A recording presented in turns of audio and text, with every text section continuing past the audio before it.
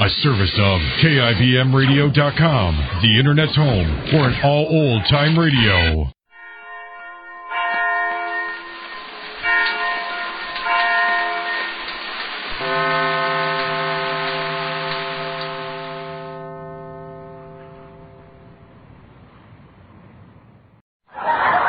From Hollywood, the Judy Canova Show, brought to you each week by the Colgate-Palmolive Peak Company, makers of Palmolive soap and Colgate tooth powder.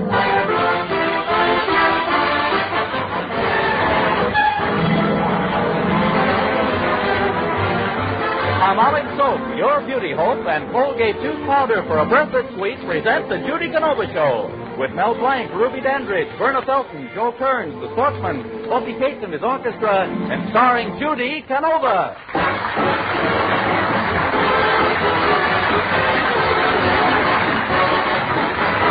Put your arms around me, honey, hold me tight, huddle up and cuddle up with all your might. Oh, won't you roll those eyes? I said I just can't lie. When they look at me, my heart begins to flow, and it starts a-rocking like a motorboat. Oh, I never knew any boy like you. Put your arms around me, honey, hold me tight. Oh, huddle up and huddle up with all your might.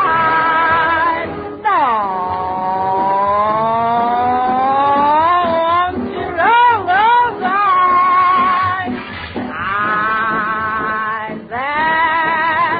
I just don't like it. When they look at me, my heart begins to blow, and it starts to rocking like a motorboat. Oh, I never knew any boy like you.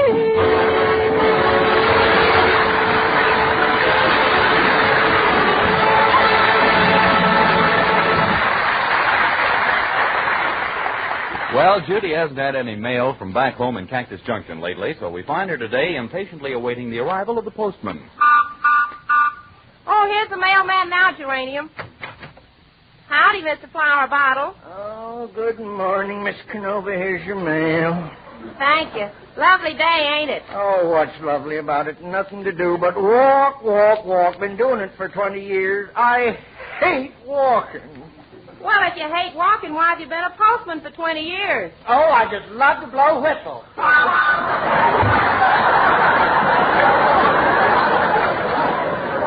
Hey, look here, Geranium. I got a letter from Cactus Junction. Yeah, who's it from, Miss Judy?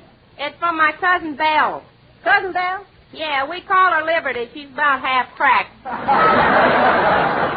She says, Dear Judy, this has been a busy week. Saturday, we all got dressed up and went down to the Army Separation Center to watch the unveiling of a new civilian. Your cousin Lim got out. Wasn't he a top sergeant? Yeah, it says, he is very military around the farm and even insists on milking the cows in a military manner. Lim makes the milkers all sit at attention. Then he hollers, milkers, prepare to milk. By the numbers.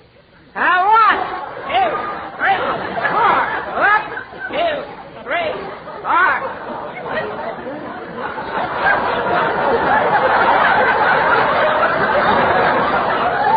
Yeah, if I can almost hear him now. He's a case, I'm telling you. Yeah, well, Miss Judy, does the letter say anything about your Uncle R.T.? Yeah, it says, your Uncle R.T.'s horse got sick, so he got some powder from the veterinary and put in a piece of pipe to blow down the horse's throat. Your uncle will be all right in a day or two. The horse flew first. They'll do it every time. Is that all your cousin said, Miss Judy? No, there's more. She says, well, I must close now and go help your Aunt Kate. I can hear her hollering now. From the racket she's making, I think she just fell into the... Well, ain't no use reading the rest of this.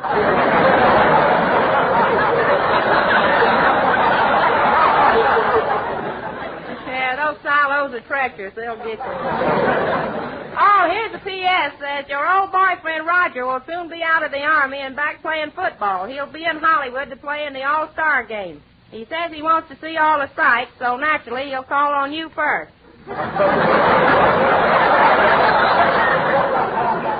He'll take you to the game and go Dutch like you always did. What's going Dutch mean, Miss Judy? Well, that means we split the expenses. I buy the tickets and he pays the streetcar fare. Hey, you know my boyfriend Pomeroy's overseas, but I gather from his last letter that he must be playing football, too. Yeah, but I thought Pomeroy's favorite sport was shooting dice. Well, I don't know. His letter said that the game was one-sided. But when he got down to the last quarter, his 11 began to click. Pardon me for talking in your face, Senorita. Oh. Hello, Pedro. Say, I want you to get me some football tickets. See, I will go to every Indian I know. You'll go to an Indian? See, Senorita, you always told me if you want good tickets, you got to go to a scalper. But I never have much luck getting tickets. Last year at the Yankee Stadium, they turned me down for seats. They turned you down for seats? See, and I sure got tired of people sitting on my back. Senorita, once I played on a football team for the championship of El Segundo. I got there late, and the coach said Gonzalez just kicked off. I didn't even know he was sick.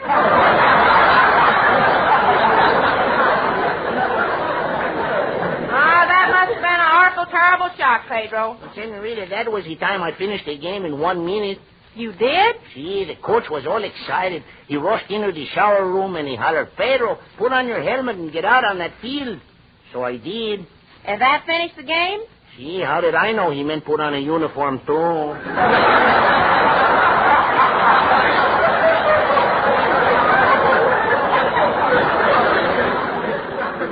Pedro, you sure must know your football. How did your team make out this week? Well, our team would have made a touchdown, but the left fielder hit the fullback with a pop fly, and the quarterback ran the wrong way with the bases loaded.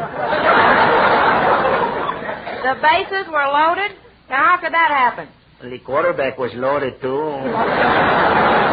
Senorita, my team used to practice every day with a tackling dummy until they nearly wore the tackling dummy out. The dummy couldn't take it, huh, Pedro? Yeah, they nearly killed me. Well, I will go now, Senorita, and remember, 30 days, hacienda, April, June, and sombrero. All the rest have 31 except the father of the quintuplets, and he didn't miss it by much, no?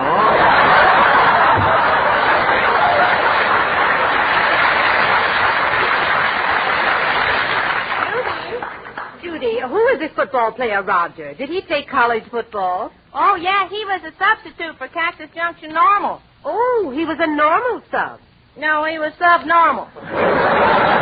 Hey, look, Aunt Aggie, the paper says Roger's going to play in an all-star game between 4 teams. 4 teams?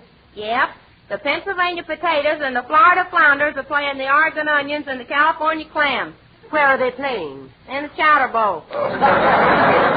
Yes, that seats is $1.50. Bring your own ketchup. If it's a cold day, you get chili. I just threw that in myself.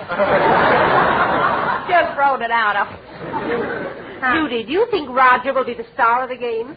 Oh, I don't know, Aunt Aggie. There's only one thing wrong with him. He learned to play football tossing watermelons around. Tossing watermelons around? Well, what's wrong with that? Well, every time Roger gets his hands on the ball, he sits down and plugs it to see if it's right.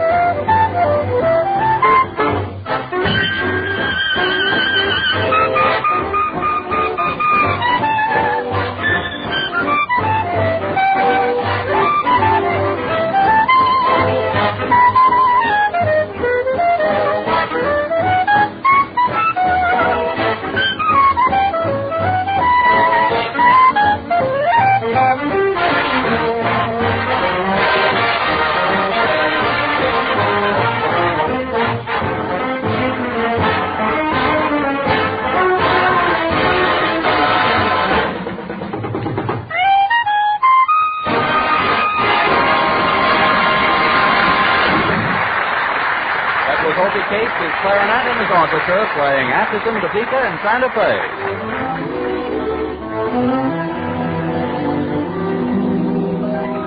Use Colgate tooth powder, keep smiling just right.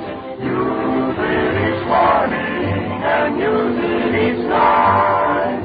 Don't take a chance with your romance.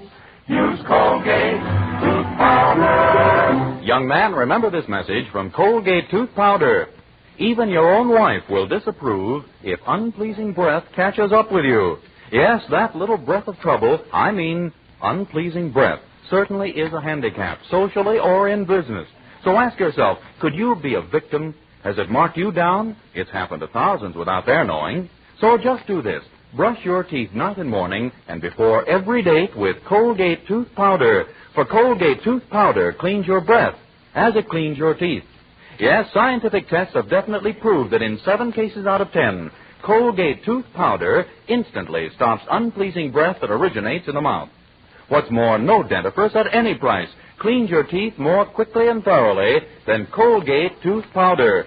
Remember to buy it first thing, and remember the name, Colgate Tooth Powder, with the accent on powder.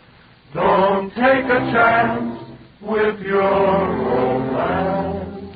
Use Colgate tooth powder. Oh, Aunt Aggie. Yes, Judy? I got a new dress to wear to the dance tonight after the game. Do you like it? Well, isn't it a little daring? It's a strapless evening gown. They call it the Victory model. Good heavens, it looks more like unconditional surrender. Judy, what's wrong with your makeup? Your lips are all puckered out. Oh, Roger's getting out of the Army today, and I went out to see him at the separation center. What's that got to do with your lips being puckered? Well, they hadn't let him out yet, so I had to kiss him through a knothole in the fence. Kissed 500 fellas before I got the right one. Of course, I found out later he was selling tickets. But was I mad? No, sir, not me. I'm easy to get along with. Huh? What is it, Uranium? I went to the department store and tried to pick up a pair of nylons for you. Sure was crowded. Well, how'd you find to get up to the counter, Uranium? When I just swivel my hips like those football players do. What happened then?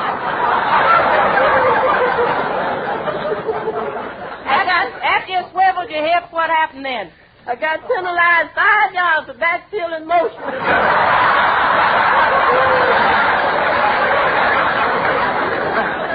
Gee, Aunt Aggie, I'm sure tickled silly about going to the dance with Roger. Golly, maybe he'll propose. Nonsense, Judy. Roger could hardly support you on what he's learned in school.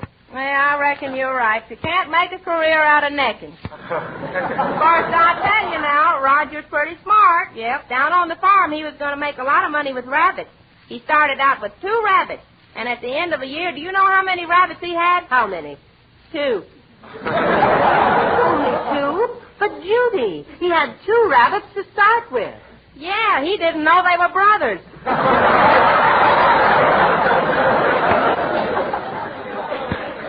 What is it, Uranium? That Miss Judy, Mr. Bensley Box is waiting for you in the hall. All right, send him in. Okay. Oh, golly, I wasn't expecting him, and Roger will be here any minute. This is going to complicate things. Hello, Judy. Howdy, Bensley. Gee, I'm glad to see you.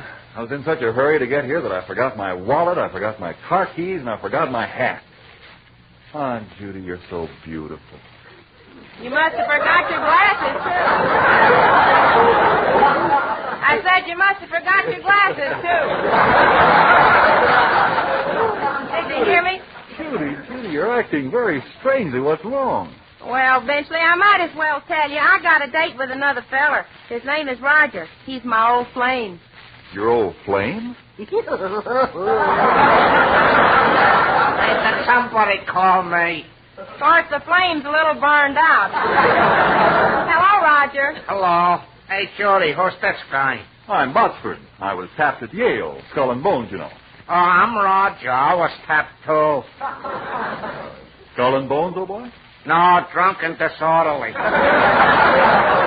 Hey, Benchley, Roger's an athlete. He's strong. Here, feel the muscles in this arm. My, Judy, I never felt such big muscles. Essentially, his arm, not mine. Yeah, I'm a football player. Oh, you are? Yeah. Did you ever hear of the Arizona Wildcats? Of course. Were you with them? No, he was with the Pomona Polecats. I never heard of the Polecats. Why, shucks, the Polecats are a very strong team. Especially when the wind is right. Drive you clear out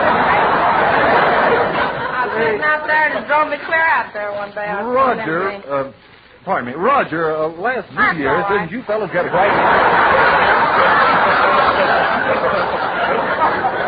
Whitewashing the Rose Bowl? Yeah. No, but New Year's Eve they got shellacked at the Punch Bowl. I say, Roger, are you a college man? Yeah, but I couldn't get in where I wanted to. What college did you try to get into? Vassar. That's a girls' school. What could you learn there?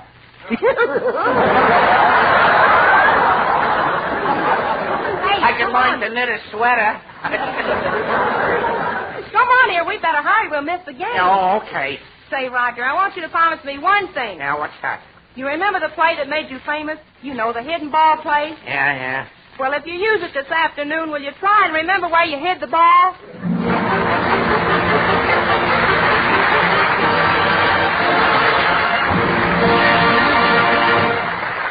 And now, here's Judy to sing You're Nobody Till Somebody Loves You. You're nobody till somebody loves you. You're nobody till somebody cares. You may be king, you may possess the world and its gold, but gold won't bring you happiness when you're growing old. The world still is the same, you'll never change it. As sure as the stars shine above, you're nobody till somebody loves you.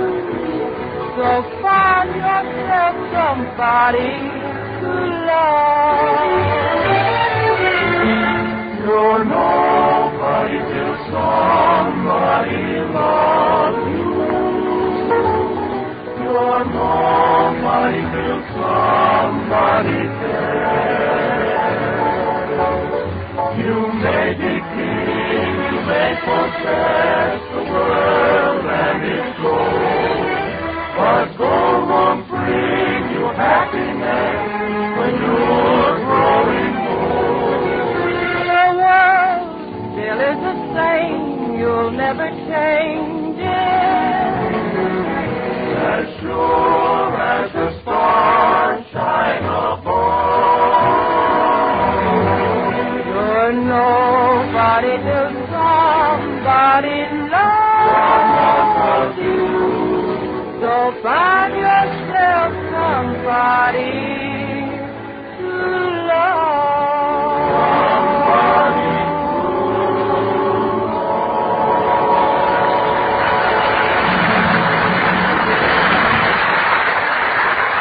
Remember, Doctors Prove Palmolive Beauty Results.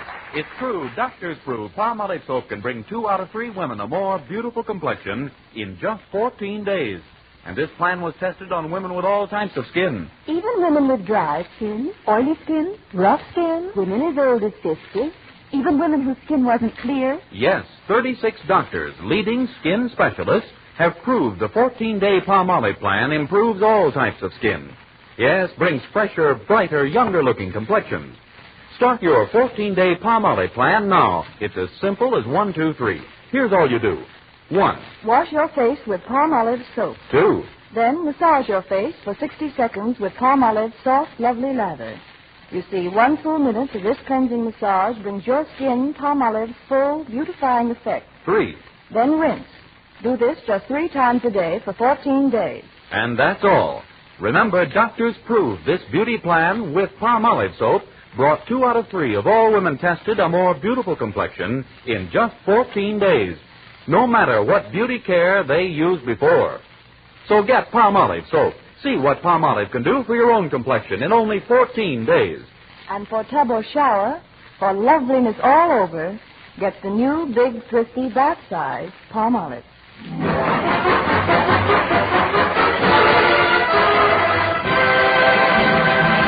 Judy, Pedro is waiting at the car to drive us to the game. Okay, Aunt Aggie. Wait a minute, I'll check my equipment. Let me see now. Hot water bottle, electric mitten. Electric mittens? Yeah, when you press a button, they light up and say, if you want to hold hands, there's room in here for two of us. Golly, I almost forgot my raccoon coat. Judy, are you... forgot that gag, too. Listen, dear. Yes, ma'am. Are you going to wear that dreadful raccoon coat? Shucks, yeah, I shot it myself. It sure was big. Had 3 college boys in it. Gee, I hope our seats are good. Last year we sat on the 50-more-yard line. The 50-more-yard line? Yeah, 50 more yards and we'd have been in the stadium. Come on, let's go.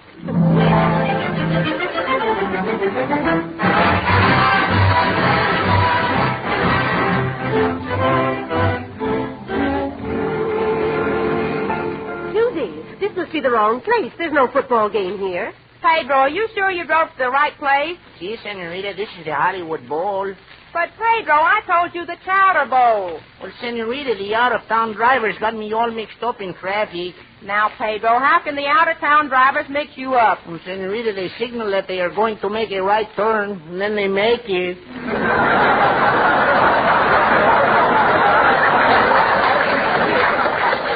Judy, let's hurry. The game is probably half over now. Well, I got to find out who's winning. Turn on the car radio, Pedro. Ladies and gentlemen, there's a crowd of 80,000 football mad fans gathered here today in the famous...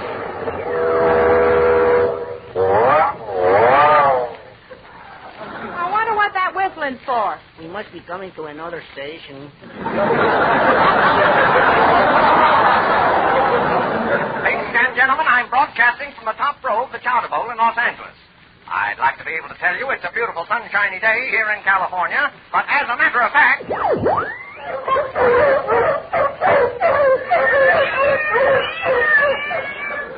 Golly, ain't that static awful? That ain't static, lady. It's raining cats and dogs.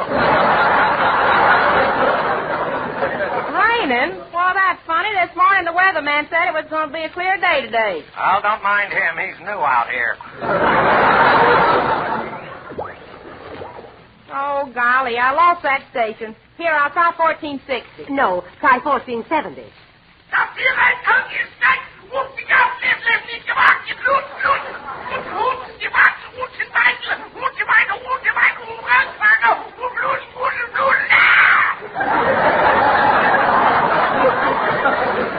that 1470? No, that's 1938.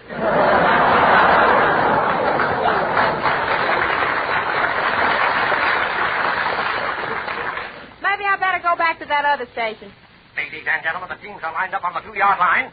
Now, wait, there's a substitution. I wonder who it is. It's Little Red Riding Hood.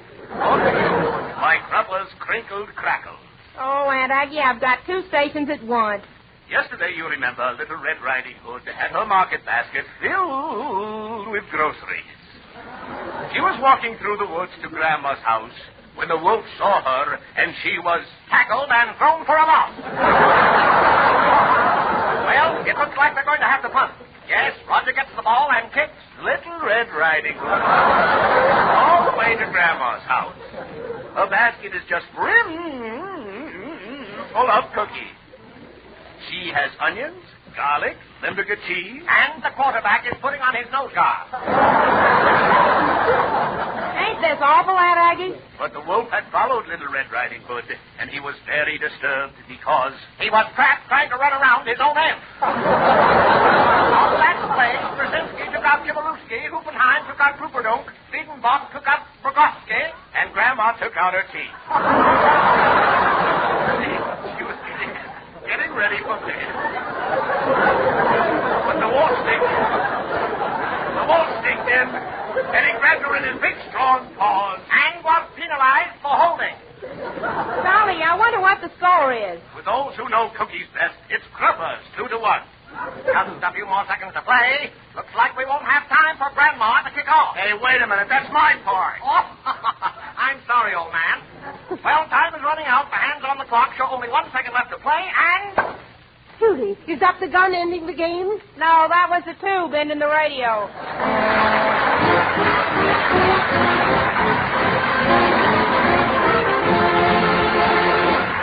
Folks, there are times when everything seems to go wrong and we get all tied up in knots and just can't relax. Well, sir, do you know what to do when that happens to you? Just have a good hard cry. No fooling. Try it the next time. See if it doesn't help. Tears on my pillow each morning. I cried when I dream about you. When I should be sleeping, I just lay there weeping, wondering if you're weeping too. I'm trying so hard to forget you, but that's not so easy to do. With tears on my pillow each morning, tears that I shed over you. Tears on my pillow each morning, I cry when I dream about you. When I should be sleeping, I just lay there weeping, wondering if you're weeping too. Oh, I'm trying so hard to forget you, but that's not so easy to do. With tears on my pillow each morning, tears that I shed over you.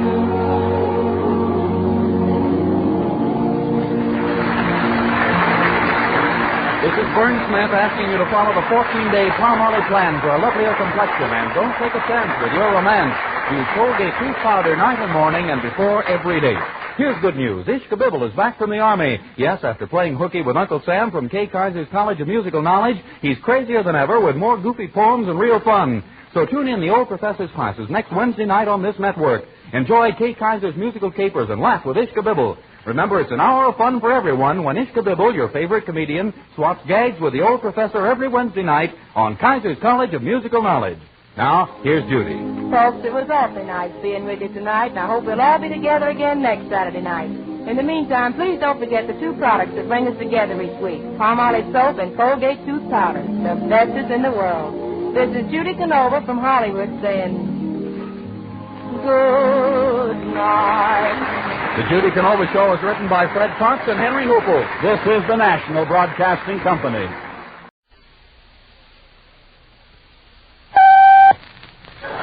From Radio City in New York, the Judy Canova Show, brought to you each week by the Colgate Palmolive Feet Company, makers of Palmolive soap and Colgate tooth powder.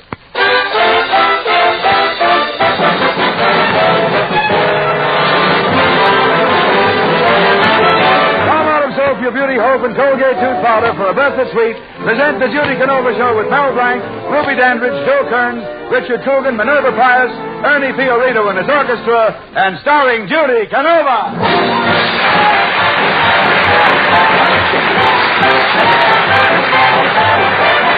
Rome wasn't built in a day. You have to pay for what you get. I will be here when you find me, so come and find me, my little pet.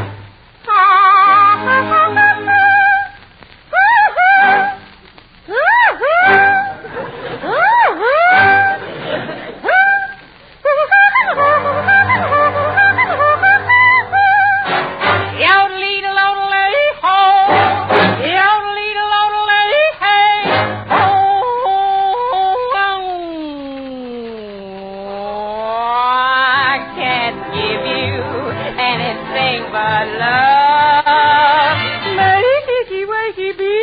That's the only thing I'm thinking of. Oh, my sister, honey, baby.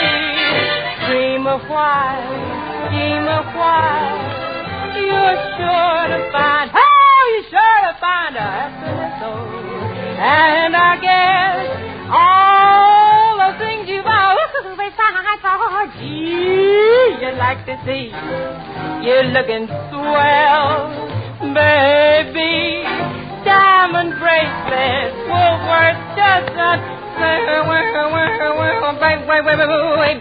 Till that lucky day, you know darn well, baby, I can't give you anything, but has anybody here seen my honey? My little honey, Ronnie. So I can't give my honey anything but...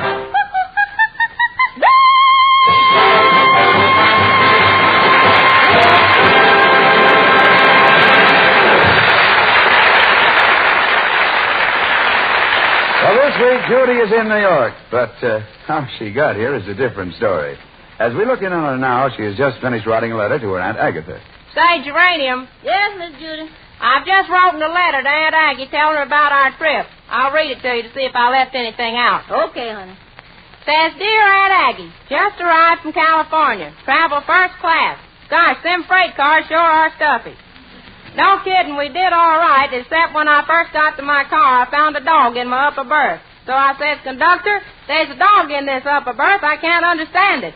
And he said, I can't understand it neither. That dog paid for a lower. Honey, Miss Judy, I didn't hear about that. Say, what'd you say to the dog? Well, Geranium, what do you think I said? I says, Lassie, go home. Well, what else you write, honey? I said, Pedro went to the club car and had a weekend cocktail. You drink it and your weekend's right there. Oh, you've had them. Don't give me that stuff. It's so powerful you can bite off the end of the olive and use it as a hand grenade. You know those kinds. Yeah, well, did you tell your aunt anything about the taxi cabs here in New York? Yeah, listen to this, Geranium. The taxis here ain't like Los Angeles. They don't blow their horns and scare you half to death. They chase you across the sidewalk and run you up the side of the building. You know something, Geranium? I saw an awful, terrible accident yesterday on 5th Avenue. You did? What happened? Well, sir, a lady came weaving down the street, wrapped her car around the lamppost, and when a policeman ran over and said, let me see your license, she said, you mean with driving like that I can get a license? Hey, you know something? Yeah, you know she did. She got it. What is it, Geranium? Yes, well, you know those crosstown buses is ones that fascinates me. They go up one street, come back on another street. Yeah, I guess they're ashamed to come back on the same street to go up on. Then how'd you finish your letter to your Aunt Miss Judy? Oh, let me see. Where was it? Oh, yeah. Have a nice room. It's air-conditioned with a lovely view of the skyline. They hope to have the roof on by Christmas. It is just as well you didn't come down to the station to see us off when we left Los Angeles because some very funny things happened there. We got there about 15 minutes. Green Diamond Special leaving on track 9. All aboard for Kansas City, Amarillo, Tucumcari, Ashtabula, Hassayampa, and Ebbets Field. Which car is ours? The following cars are ready for occupation. All aboard. Hey, which car was that supposed to be? The smoking car. Geranium, have we got everything? Oh, yeah, honey, we prepared for any emergency. Yeah, I'm even carrying my trusty old 45 on my hip. A 45 revolver? No, a 45 girl. Say, you know something, Miss Judy? I bet you thought I was a pistol-packing model. Well, I don't know about the pistol, but you sure got plenty of packing. Say, Geranium, I'm a little mixed up. Are we riding on the Challenger? The Challenger? Not me, honey. All my money's riding on Joe Louis. Attention, please. The Pine Valley Express is arriving on track 5 at 5 o'clock. The Phoenix Flyer is leaving on track 5 at 5 o'clock. Golly, both trains on the same track. Won't there be a collision? Yes, isn't this the silliest way to run a railroad?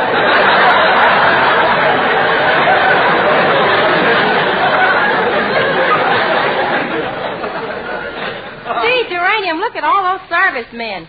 Oh, gosh, I wish some big old handsome sergeant had come up to me and say... Pardon me for talking in your face, Senorita.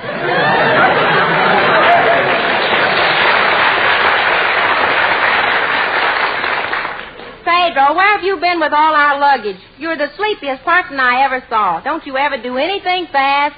Gee, I can get tired awful fast. Senorita, I'm sorry I'm late, but I just joined the Girl Scouts. Girl Scouts? Why, I saw you with some sailors. See, we were scouting for girls. Senorita, this is the first time I ever had to pay my fare on a train. Oh, well, Pedro, how do you usually travel? Well, my cousin Gonzales, he packs me in my suitcase, and I leave one hand sticking out. What for? So I can carry the suitcase.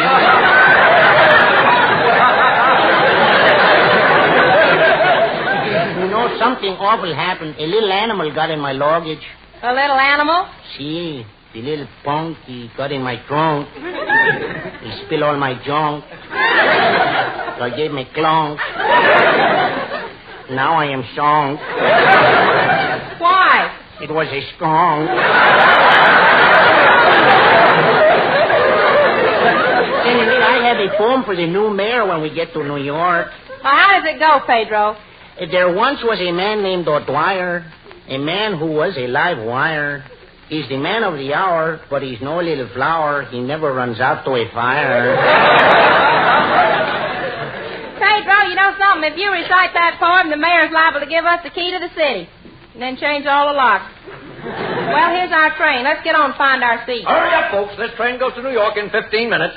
Ain't that wonderful? It used to take 4 days. Easy there, young lady. Watch your step, young lady. This step is awfully high. Oh, watch it. I don't have to. Those sailors are watching it for me.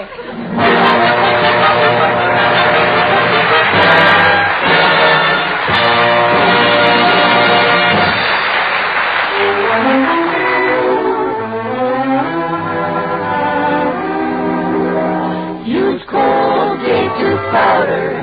Keep smiling just right. Use it each morning and use it at night. Don't take a chance with your romance. Use Colgate tooth powder. Young lady, a question from Colgate Tooth Powder. If you've not been asked to change your name, could a breath of trouble be to blame?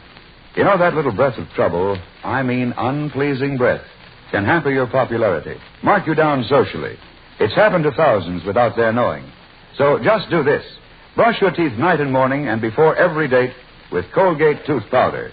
For Colgate Tooth Powder cleans your breath as it cleans your teeth. Yes, scientific tests have definitely proved that in 7 cases out of 10, Colgate Tooth Powder instantly stops unpleasing breath that originates in the mouth. What's more, no dentifrice at any price cleans your teeth more quickly and thoroughly than Colgate Tooth Powder. Remember to buy it first thing, and remember the name, Colgate Tooth Powder, with the accent on powder. Don't take a chance with your romance. Use Colgate tooth powder.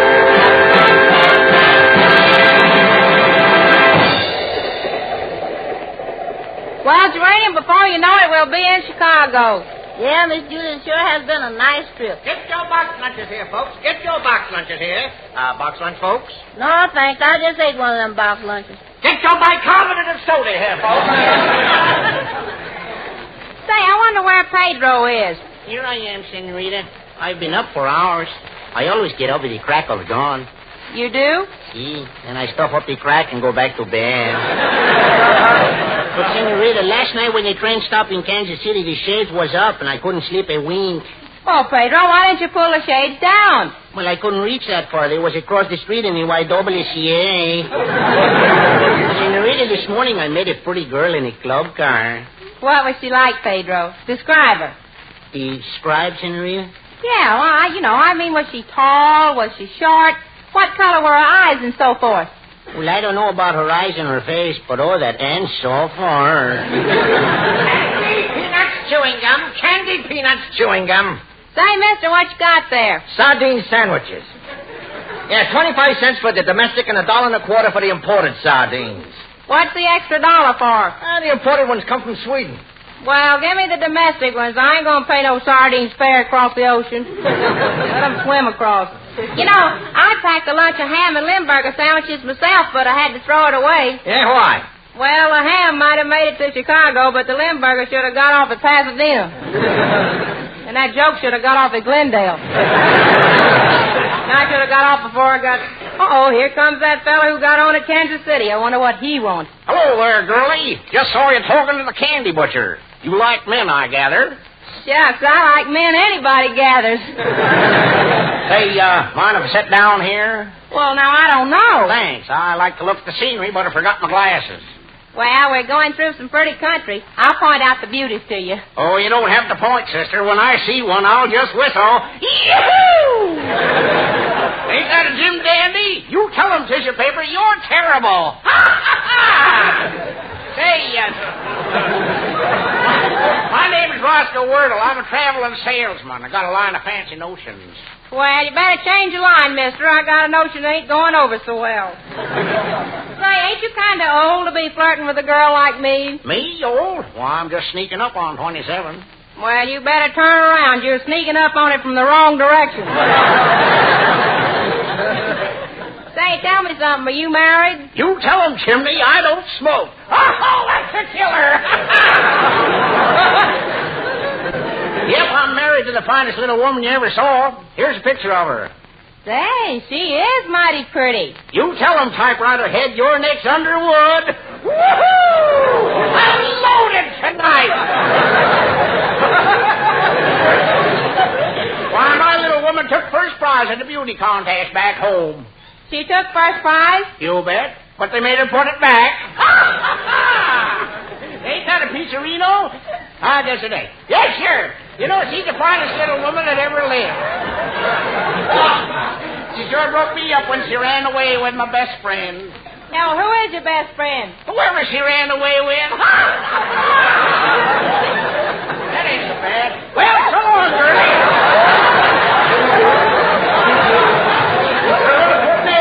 You would be that.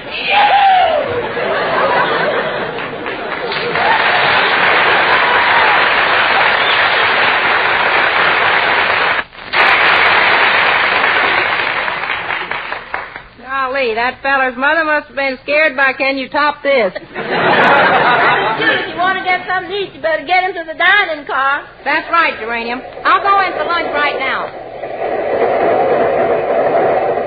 Hello, Miss Canova. I have a place for you. Oh, do you mind sitting at the same table with that handsome gentleman?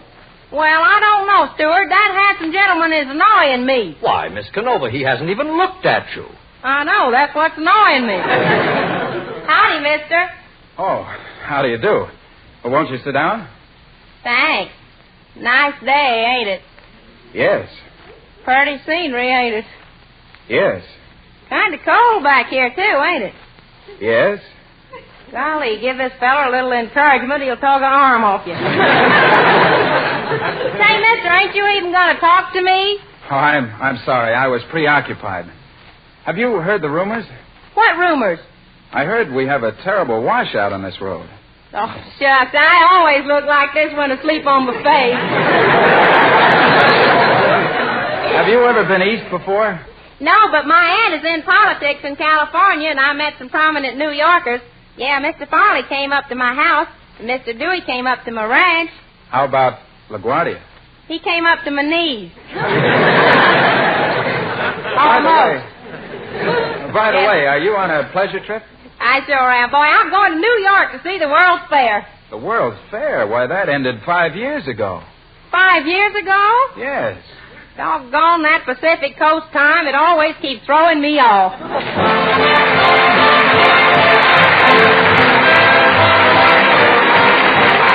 Waiting for the train to come in.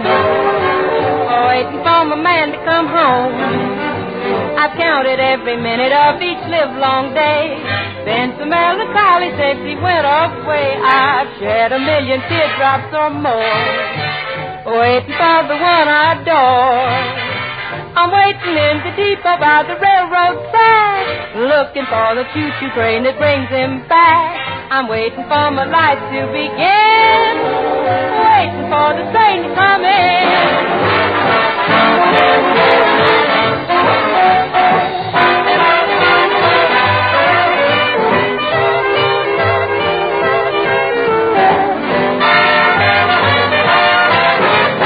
Shed a million teardrops or more, waiting for the one I adore. I'm waiting in the depot by the railroad track, just looking for the choo-choo train that brings him back. I'm waiting for my life to begin. Yes, I'm waiting for that train to come in.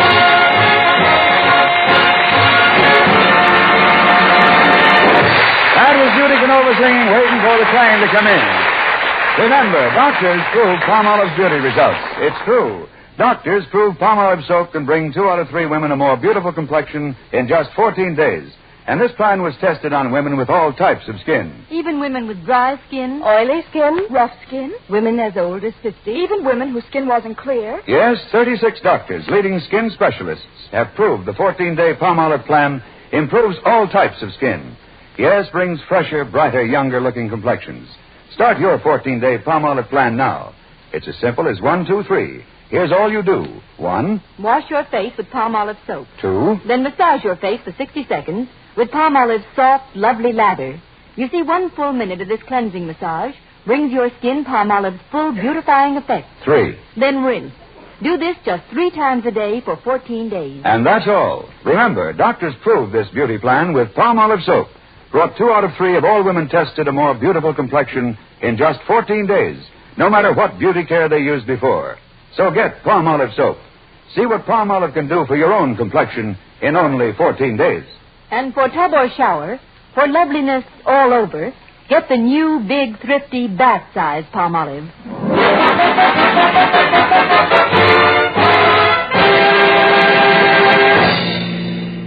Golly, Geranium, this cab driver's been driving us around New York for hours. Yeah, reminds me of the time I gave a soldier a lift out in Los Angeles. Yeah, that was very patriotic, too, Miss Judy. Did the soldier try to hold your hand? No. Did he try to hug you? No. Didn't he even want to kiss you? No. Then what'd you do? I sent him back for more basic training. Yeah, that boy sure needed it, too. Say, driver, will you take it a little easy? This is the first time I've ever rode in a taxi. Oh, that's all right, kid. This is the first time I ever drove one.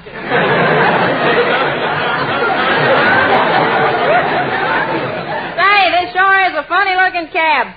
What's that hole in the roof for? Oh, that's in case I get a fare with a bass fiddle. Hey, what is that picture there by your driver's license? What's that? That's my identification. All of your cab drivers have to have them. Yeah, but that's not your picture. What's the idea of putting Lana Turner's picture on your license? I don't know. I guess it's just the dreamer in me.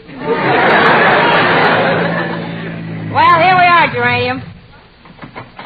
How much do I owe you, driver? I'll check the meter, kid.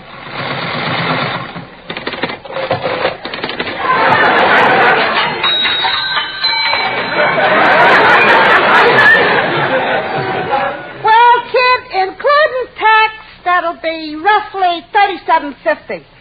Well, that's a little too rough. You better smooth it out a little. And say, driver, it's only 6 blocks from here to where you picked us up. What's the idea of detouring us to Brooklyn and back? Well, you see, kid, I was born in Brooklyn. And every now and then I get a yearning to see the motherland. Golly, I wish we could find a place to live. You know, we even tried to find an apartment in the Empire State Building. You mean Empire? No, I mean umpire. We couldn't get to first base. Say, maybe I can help you. You know, there's a place for rent in the joint where I live. It's a 1-room apartment with an adjoining. Yeah, with an adjoining what? I don't know. We never could get that other door open. Well, anyway, we'll keep on looking. Gee, Geranium, ain't New York a swell city, though? Yes, ma'am. Look over there. There's a statue of General Sherman riding a horse and carrying a sword. General Sherman. Poor feller. Golly, they ought to give him a shotgun instead of that sword. Yeah, what for? So he could shoot them pigeons off his hat. Say, here's the hotel where Pedro said he'd meet us. Gee willikers, look at this man in the fancy uniform by the door. Yeah, and look at all those medals he's wearing. Say, mister, are you a veteran? Yes. 4 years at Macy's. Well, what are those medals for? Honorable discharge. You see, I worked in the corset department, and I was injured during a bargain sale. At a bargain sale in the corset department? Yes, it was a counterattack in the Battle of the Bulge. Well, come on, Geranium. We got to find a place to live. Come on, let's hurry. Time's a-wasting. Golly, I hope they got some rooms for rent here. Yeah, what can I do for you? Oh, is this Mr. Broadmoor's boarding house? Yeah? Well, we're looking for some rooms. Well, you got a mighty nice day for it.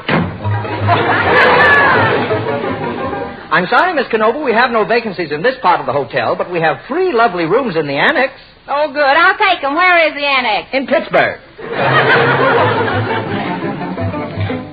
Howdy, lady. Have you got any rooms? Well, we're very particular about whom we take in. Do you have any identification? Sure. I have a little wart on my arm. Senorita, is that any way to talk about me?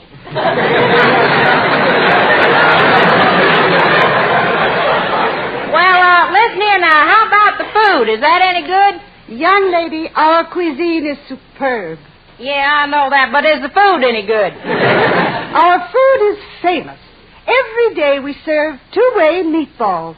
Two-way meatballs? Yes, they melt in your mouth and harden in your stomach. Howdy, mister. I don't suppose you got any rooms. Why, yes, we just had a cancellation. I can put you in the bridal suite, in the presidential suite, the manager's suite, the housekeeper's suite, the janitor. How about an upper on the pool table?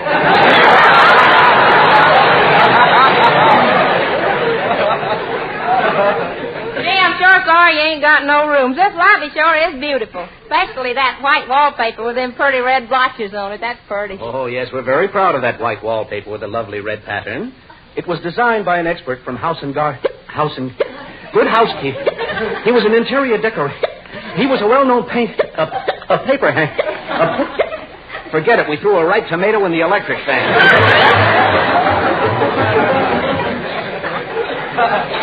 Well, Geranium, how do you like this room? Miss Judy, where'd you get it? Oh, boy, I'm telling you, these New Yorkers ain't going to outsmart me. Well, I got this room by just answering a won't ad. Yes, sir, I got a 6-month lease for $200. Well, don't look now, but this is the waiting room in the Pennsylvania station. The waiting room in the Pennsylvania station? It sure is, honey. What made you answer that ad? Well, it said large room, hot and cold running water, next to fine restaurant and close to transportation.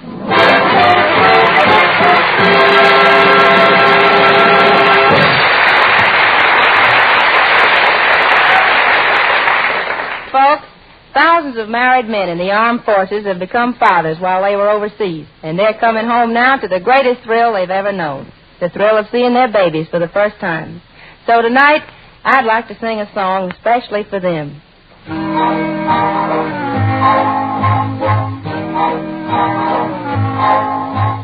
Go to sleepy little baby, go to sleepy little baby.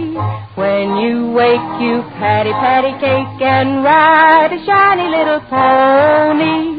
Daddy's coming home to baby, Daddy's coming home to baby. Stop your crying, Daddy will be buying you a shiny little pony. Hush, bye, little baby, bye, little baby. Daddy's gonna be home with you and me. Then we'll never be so lonely. Go to sleep, little baby. Go to sleep, little baby. When you wake, you patty cake and ride a shiny little pony. Rock-a-bye, baby, in the treetop. When the wind blows, the cradle will rock. When the bow breaks, the cradle will fall, down will come baby, cradle and all.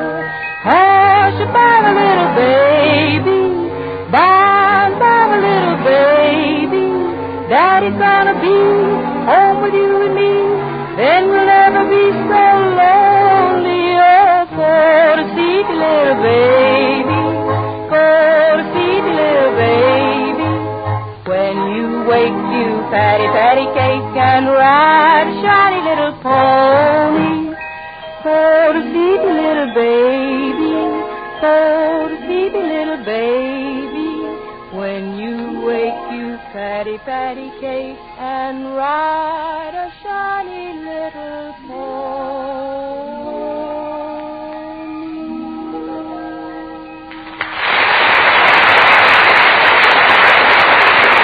Good night, Junior Buzz, your mama.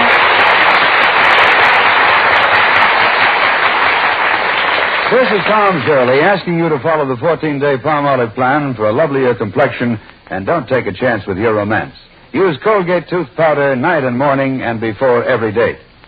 Ladies, I know you're all happy that meat rationing is ended. No more red points, no more ration rumpusing. Ah, that's wonderful. But wait a minute. Let me read you a message from Secretary of Agriculture Anderson, who says, even though rationing is ended, there still remains the need for preventing waste of any fats and for salvaging all used fats so essentially needed for the manufacture of soap and for other industrial uses. If your dealer doesn't have all the soap you want, it's doubtless due to a shortage of fat.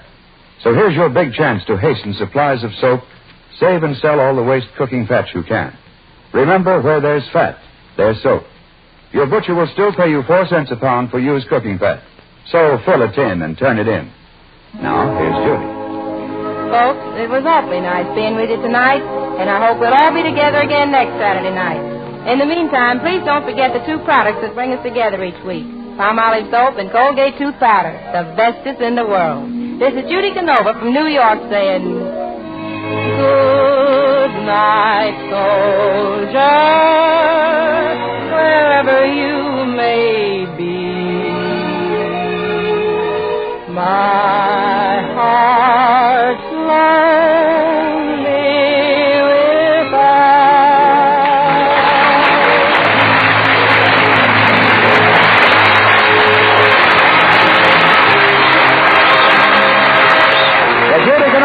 is written by Fred Fox and Henry Hopewell. This is the National Broadcasting Company.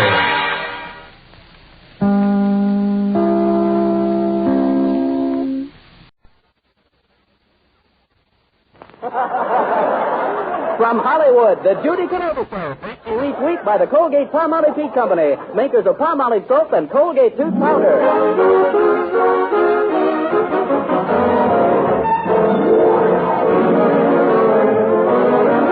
Palmolive soap, your beauty hope, and Colgate tooth powder for a breath that's sweet presents the Judy Canova Show with Mel Blanc, Ruby Dandridge, Joe Kearns, Verna Felton, George Neese, the sportsman, Opie Cates and his orchestra, and starring Judy Canova.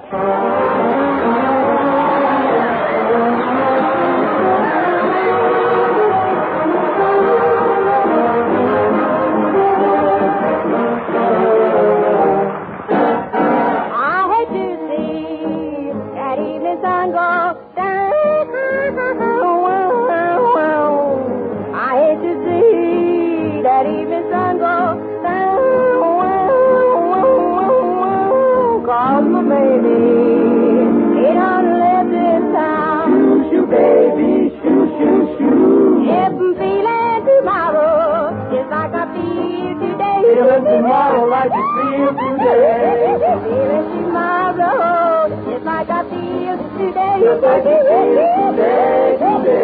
Gotta take a little drunk of Monterey and make my getaway. Gonna make her getaway. St. Louis woman with a diamond ring. Oh, that man round by the string.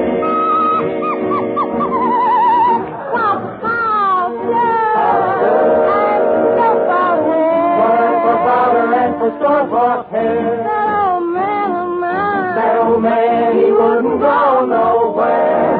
Nowhere.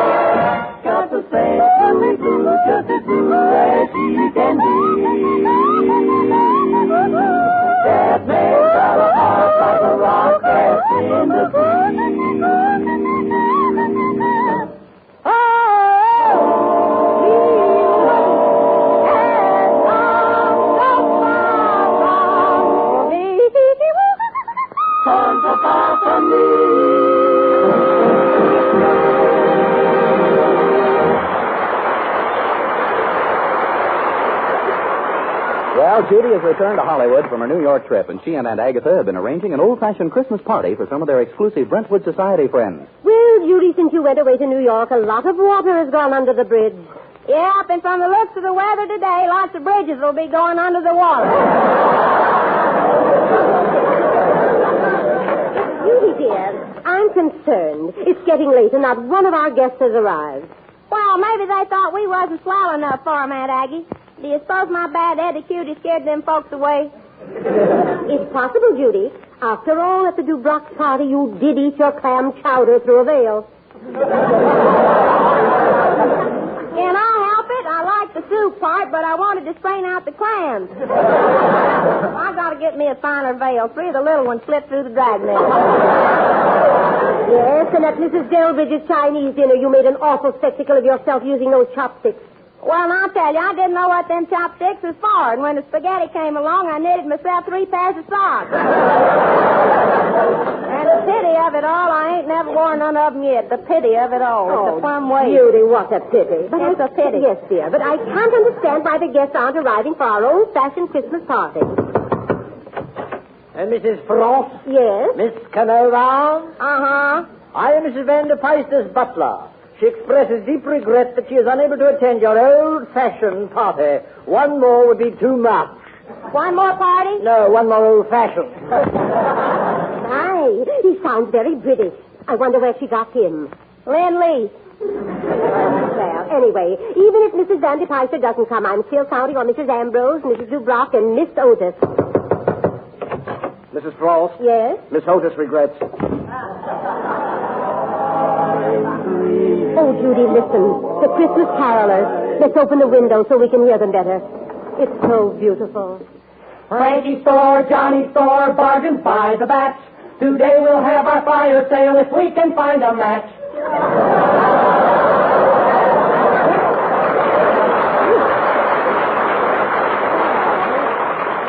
I didn't like the words, but oh, that baritone. I wonder how he developed such a deep, manly voice. Just he sings so much corn, his voice got a husk in it. Howdy, mister. Hello there, girlie. Remember me? Why, sure. You're that traveling salesman fellow I met in New York. That's right, sister. Roscoe O. Wurtle's the name. What's the O for? O.P.A. O.P.A.? Yep, when I was born, my father took one look at me and hit the ceiling. Ain't that a lollapalooza? You tell 'em, postage stamp, I'm licked.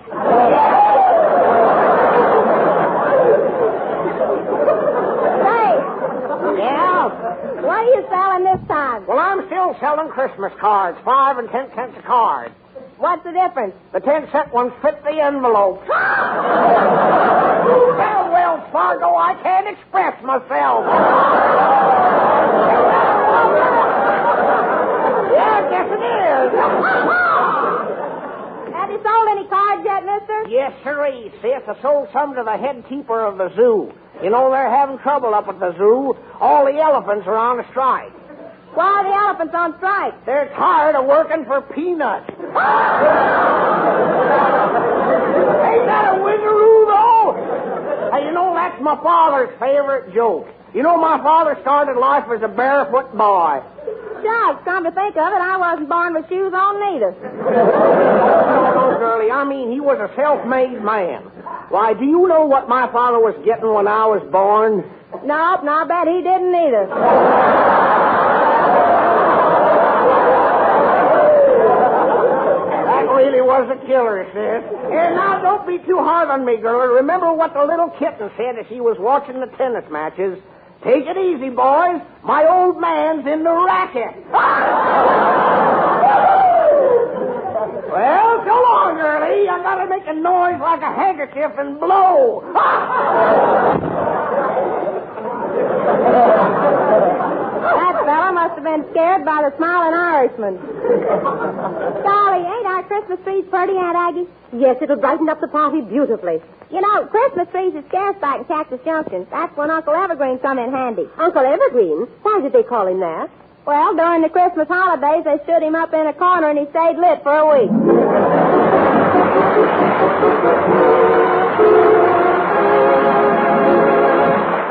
Ladies and gentlemen, this program is presented in cooperation with the Drug, Cosmetic, and Allied Industries by the Colgate-Palmolive Peak Company, makers of Colgate tooth powder and Palmolive soap, on behalf of the Veterans Information Program. To thousands of families this year, the happiest Christmas gift of all will be the return of their fighting men. Here is one veteran on his way who is thinking out loud.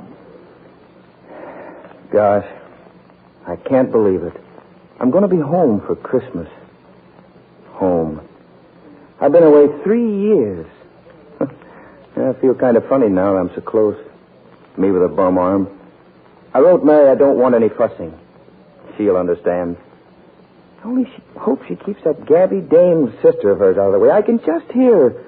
Oh, Bill, you poor fellow. I want to hear all about how you were wounded. Maybe a few guys want to talk about it. I, for one, want to forget. Forget there ever was a war. All I want is to get back home and take up where I left off. I've got a lot of living to catch up with. And, brother, I don't want any interference. Friends, this returning veteran is one of many thousands. He's one of us, one of the great family of Americans coming home to live and work. When you meet him, be natural. Remember, he wants to take up where he left off. So welcome him as a man, a husband, a friend, a brother, a responsible citizen.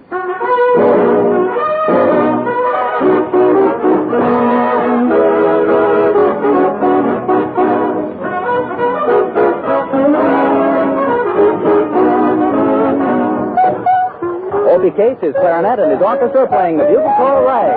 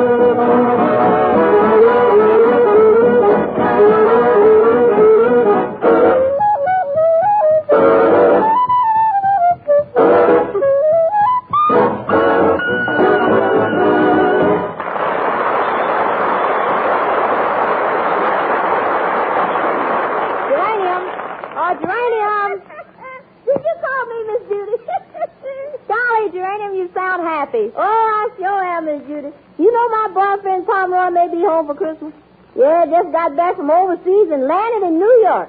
Gee, I bet he was glad to see the Statue of Liberty again. I'll say he was.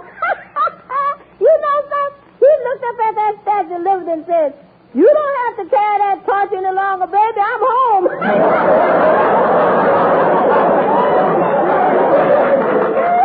I bet he'll bring you a nice Christmas present, Uranium. Well, I tell you, Miss Judy had a lot of presents for me, but I think they got sidetracked by some railroad man. Yeah, what makes you think so? Well, Palmer's telegram said no Christmas present this year, blaming on little Joe and a pair of boxcars.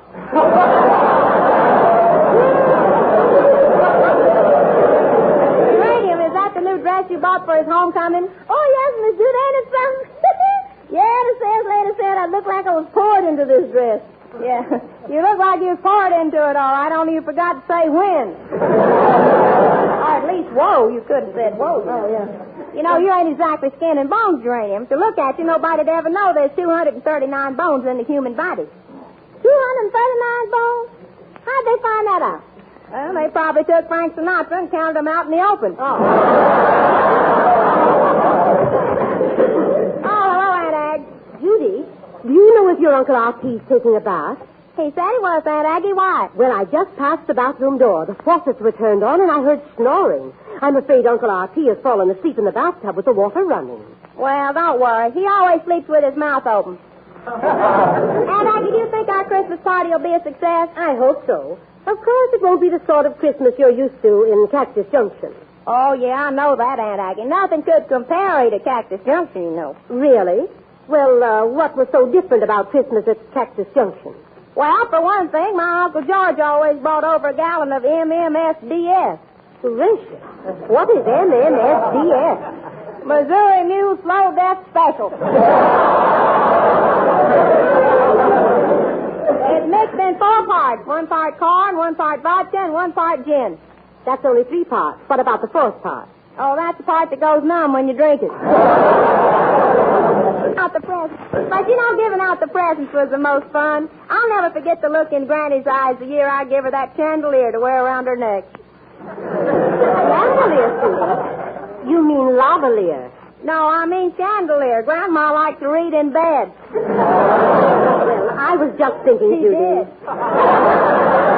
Judy, dear, wouldn't it be nice if we could carry out the Christmas theme tonight and have one of Santa Claus' reindeer on the lawn? Oh, no, Aunt Aggie. No. Pa tried that once when he played Santa Claus, and when he bent over to pick up his pack, the reindeer butted him. It did? Yep, and Pa had antlers in his antlers.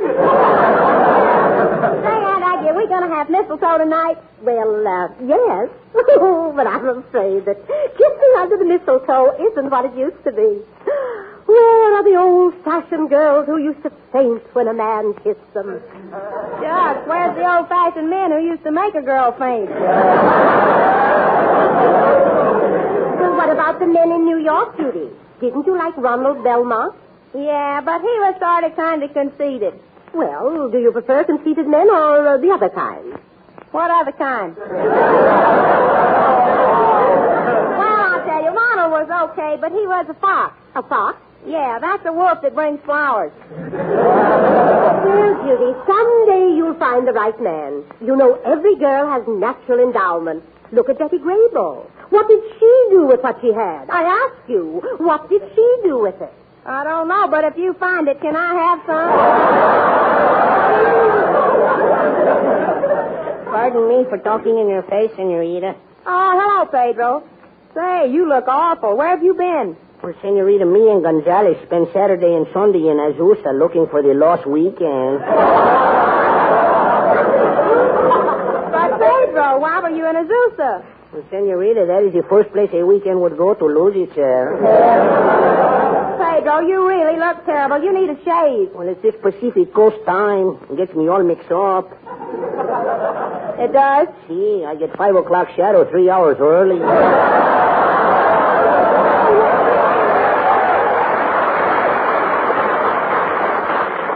Senorita, I was at a Christmas party at my girl's house. You were, huh, Pedro? See, we played a kissing game called Puss in Boots.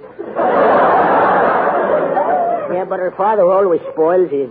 Her father always spoils it? See, he makes me stop playing Puss in Boots and boots me in the paws.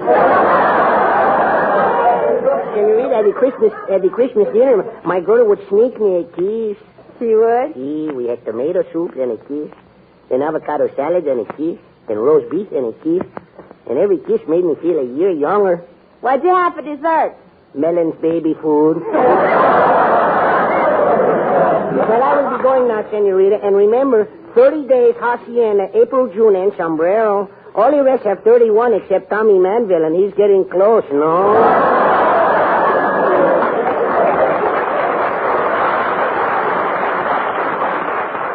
Well, hasta luego, Senorita. All right, Las Vegas yourself, Pedro.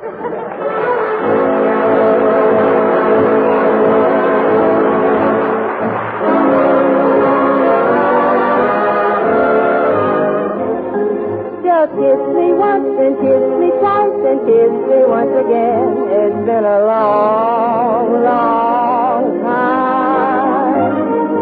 Haven't felt like this, my dear, just can't remember when. It's been a long, long time. You'll never know how many dreams I dreamed about you, or just how empty they'll seem without you. So kiss me once and kiss me twice and kiss me once again. It's been a long, long time. Kiss me once and kiss me twice and kiss me once again. It's been a long, long time. Haven't felt like this, my dear, you can't remember when. It's been a long, long time. You'll never know how many dreams I dreamed about you, or just how empty they all seemed without you.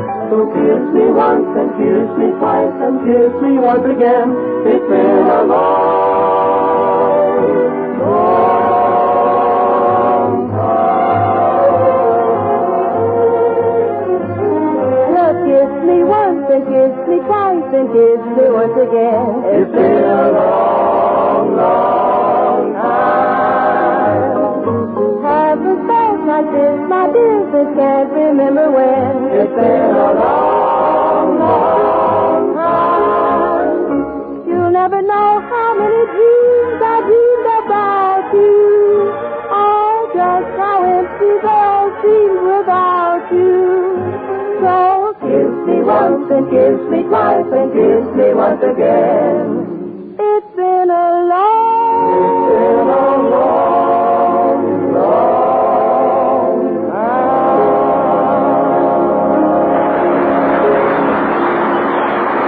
That was Judy Canova singing It's Been a Long, Long Time.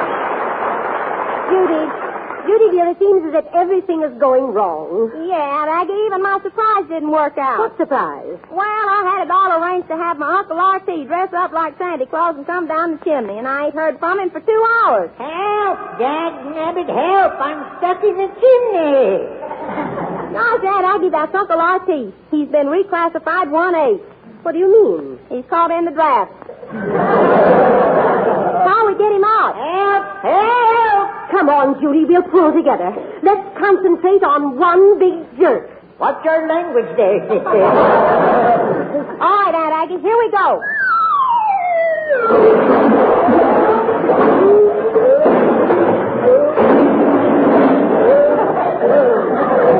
Golly, do you suppose he was hurt? Well, I ain't hurt, Judy girl, but dad-nabbit, I don't like this Santa Claus suit. Oh, Uncle R.T., it ain't nothing but a suit of red flannel underwear. Well, this underwear ain't got no buttons, so I sewed myself into it, and I couldn't get out. Well, you should have used that escape hatch in the back.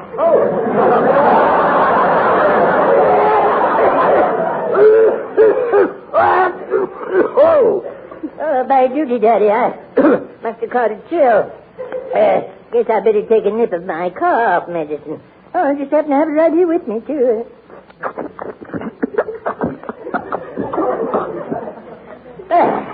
Just a little nip. Sure makes me feel better. You know, Judy, I must have caught this chill on the train. What train did you come out on, Uncle R.T.? Well, near as I can recollect, they called it the Atchison, Topeka, and Fay. You mean Santa Fe? No, I mean Fay.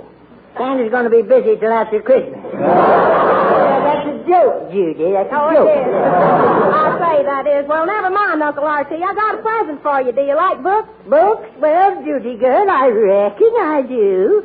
Do you like little women? Yes, but I like big ones even better. Hey, look, Judy Pooty, I got a present for you, too. What is it, Uncle R.T.? Oh, here. It's one of them newfangled dresses that ain't got no straps and no back. It's so light and flimsy, you could go out in it and never know you had it on. Oh, it looks beautiful, Judy. It's like a poem. Looks more like a short story to me. Oh, but it's lovely on you. Why don't you take the hanger out? Hanger? Just them's my shoulder blades. Yeah, but I ought to look all right in this dress if Santa Claus brings me that pre-war girdle I want. Judy, I'm lucky. I have a girdle that was made before the war. I know, Aunt Aggie, but which war? Dolly, you know something? That pre-war girdle is the one thing I want most for Christmas. Say, Miss Judy, your boyfriend, Mr. Box, was in the living room, and he's got a present for you. Oh, boy! I'll go right in and see him. Geranium, did you happen to see what Mr. Boxford got for Judy? Oh, no, ma'am. It's all wrapped up, but he told me he's giving her what she wanted most. A big red sled. A sled? Where did he get that idea? Well, he saw it written on a Christmas list. She wrote a pre-war glider. Pre-war glider? Yes. Goodness, Judy, spelling again. She meant a pre-war girdle. Oh, well, all I know, ma'am, is that he didn't buy no girdle. He bought her a sled. Oh, dear. This may be very embarrassing. I think we'd better go to the kitchen. That's right. Oh, Beasley, I'm so excited. Geranium says she got a present for me. Yes, Judy, I'm going to make you a happy girl. You are, Beasley? Yes, I saw that item on your Christmas list. I got you one. Oh, gee willikers, I'm embarrassed. I didn't expect you to get me one of them. Well, I'll admit I was almost tempted to keep it myself. I could use it around Bear Mountain.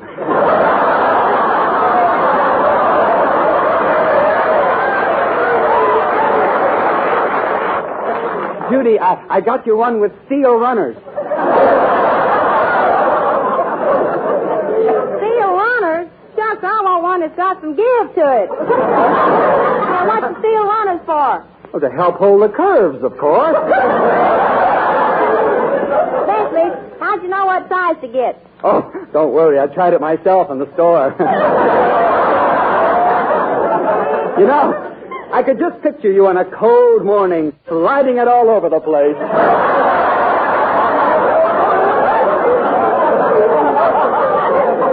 Shucks, Beasley, I only want it for around the house. Is there room? Aren't you fenced in? Well, not the way I want to be, but I want the kind I can sit down in and be comfortable. Well, Judy, you'd have better control over it if you steered it head first.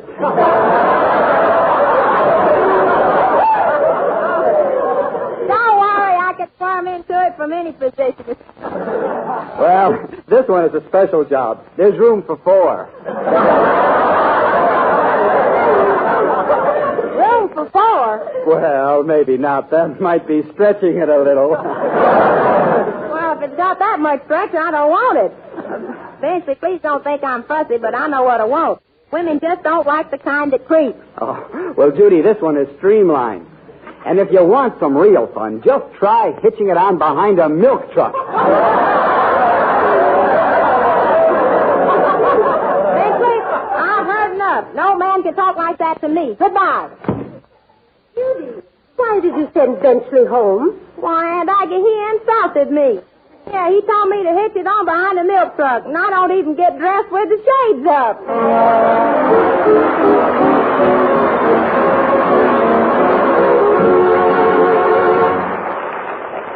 Folks, on Tuesday we'll be having the first real Christmas we've had since the war began. A Christmas free from fear and worry about our loved ones. There'll be Christmas trees and toys and laughter and gladness in our hearts.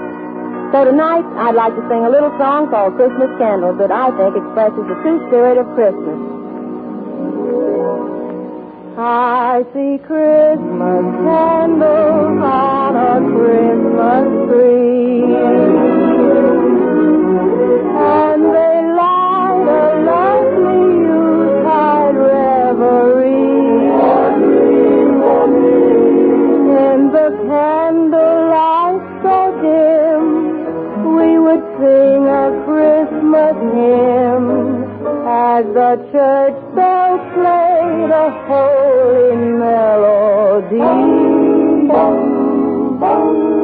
At the dinner table, everyone in place. Then I see a star head at the grave. The sweet things I remember when each year in December I see Christmas candles on a Christmas tree.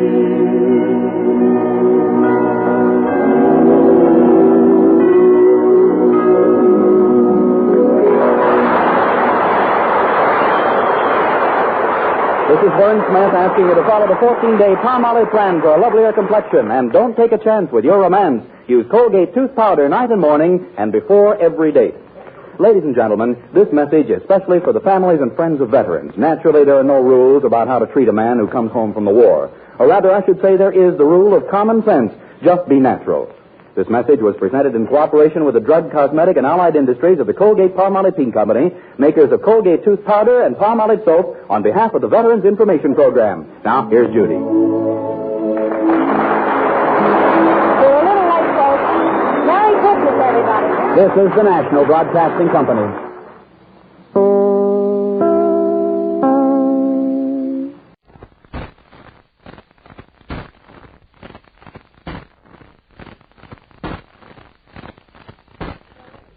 From Hollywood, the Judy Canova Show, brought to you each week by the Colgate-Palmolive Pink Company, makers of Palmolive soap and Colgate tooth powder.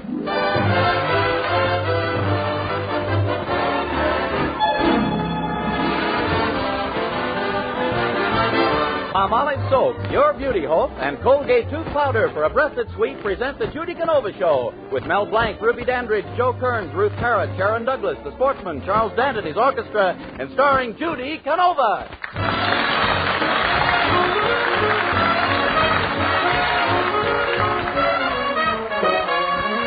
When Madame Pompadour was on the ballroom floor, said all the gentlemen obviously, The madam has the cutest personality. and think of all the books about Du Barry's looks. What was it made her the toast to Paris? She had a well-developed personality. And what did Romeo see in Juliet, or Hero in Pierrette, or Jupiter in Juno? You know.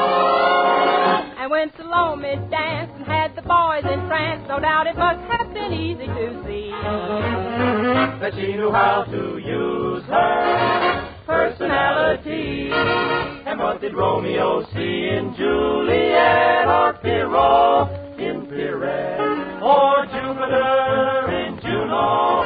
Oh, shucks, you know. And when Salome danced and had the boys entranced, no doubt it must have been easy to see that she knew how to use her personality. Personality.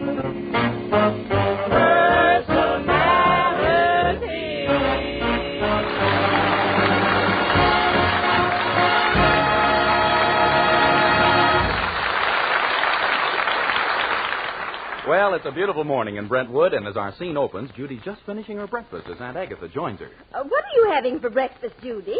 Oh, same as usual, Aunt Aggie, a Western omelet. A Western omelet? That's right. You know I was born on the range. Yes, I know. It sure was hot on the range, too. The pilot light was on.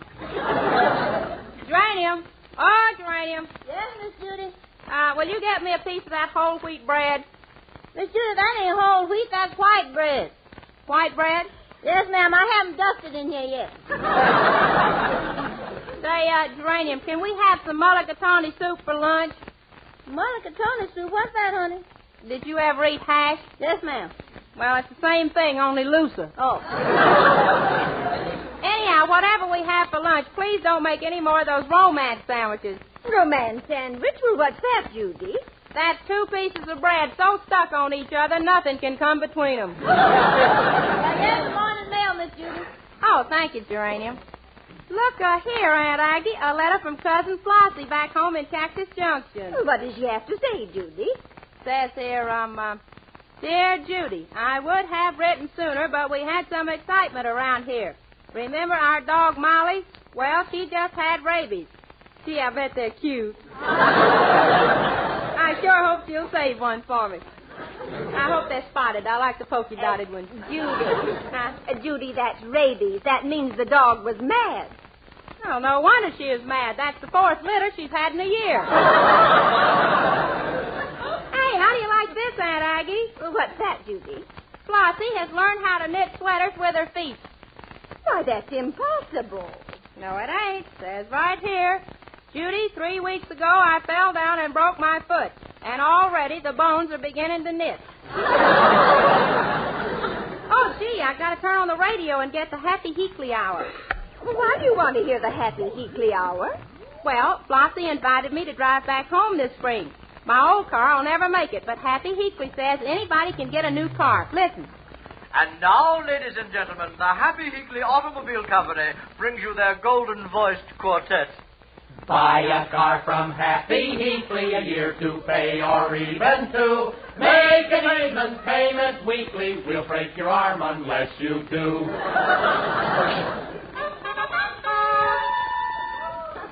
Through the courtesy of Happy Heakley, we now bring you the weather forecast for Los Angeles and vicinity. During the next 24 hours, the weather will be cloudy, sunny, dry, foggy, rain, snow, or sleet. Gosh, can he make up his mind? Lady, I ain't taking any chances. This is California. And now, we come to the high spot of the Happy Heakley Hour. This is the moment you've all been waiting for. We will now have a few words from our genial, convivial sponsor, Happy Heakley himself. You father's mustache. I can lick anybody in the studio and I'll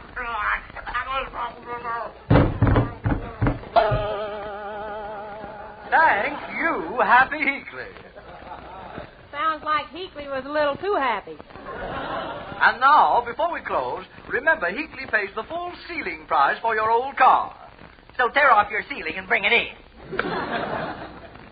That settles it, Aunt Aggie. I'm going to drive back home this spring, and I'm going right down now to order a new car. Oh, Pedro! Pardon me for talking in your face, Senorita. I've been working on your car. Did you test the oil, Pedro? See, and it tested terrible. Did you fix the front tire? That slow leak was bothering me. Oh, I fixed the slow leak, Senorita. The air comes on much faster now. Well, good. Pedro, you've got oil and grease all over your face. What happened? Well, Senorita, I only did what the automobile book said. What did it say? When draining oil, be sure to put pan on the crankcase. Pedro, I want to look at some new cars. Will you drive me downtown? Oh, Senorita, I better not. The book of traffic rules says my arm is too short for driving. Your arm is too short? See, the rule book says, before coming to a stop, put your hand out 30 feet.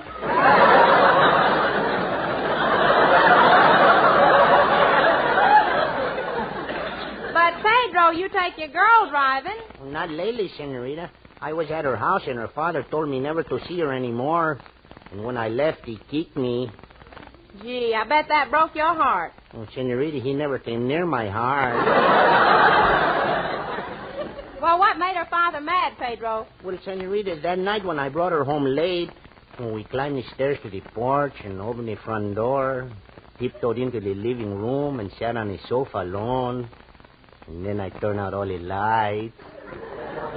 Yeah? Then what happened? I showed her how my Mickey Mouse watch shines in the dark. Well, you wash the car, Pedro. I want it to look real pretty. Oh, you know me, Senorita. When I get through with the thing, it's all washed up. Well, hasta la vista. You're hot as a pistol, too, Pedro.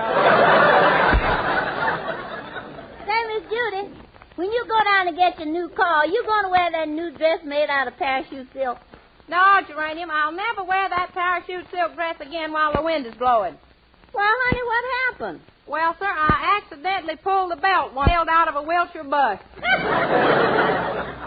honey, that's better than wearing one of them plastic dresses made out of milk, like I did. Why? When you walked down the street, did any wolves whistle at you? No, honey, but a couple of cats purred at me.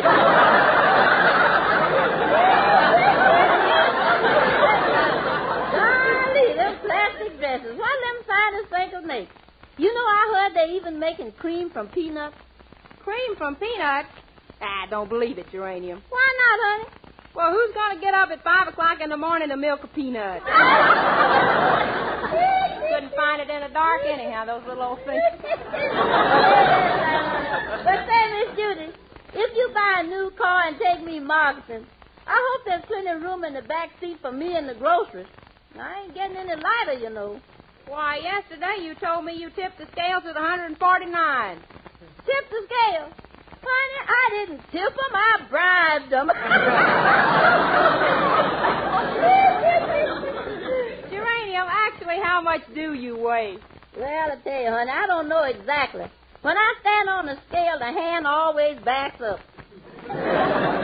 What does it back up for? Well, honey, it can't hit 300 without a running start. Judy, how much allowance do you think they'll give you on your old car? Well, I'm going down to find out, but I'm sure ashamed to ask, Aunt Aggie. It's so old. Oh, don't be ashamed of your car, Judy. During the war, everybody drove a used car. I know, and I've got the one everybody drove.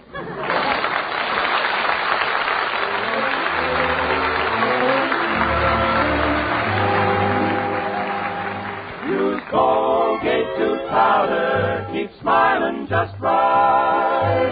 Use it each morning and use it each night. Don't take a chance with your romance.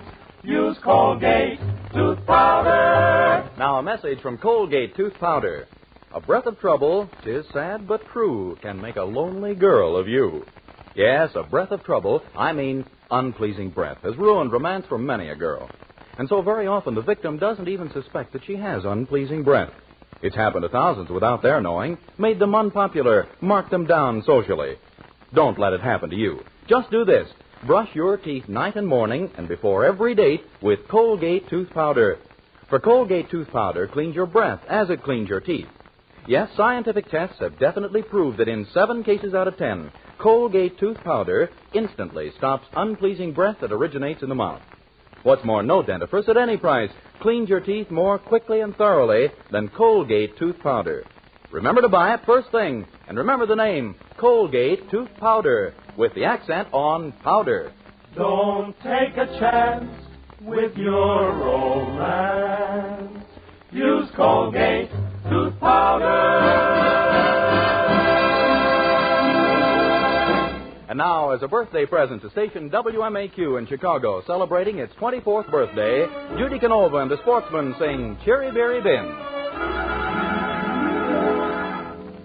When the moon hangs low in Napoli, there's a handsome gondolier. Every night he sings so happily, so his lady love can hear.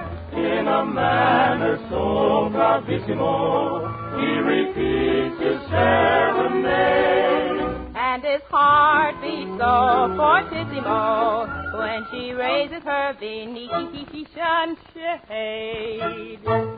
Chitty bitty bin, chitty bitty bin, chitty bitty bin, chitty bitty bin. He waits for her each night beneath her balcony. What chitty bitty bin? He begs to hold her tight, but no, she won't agree.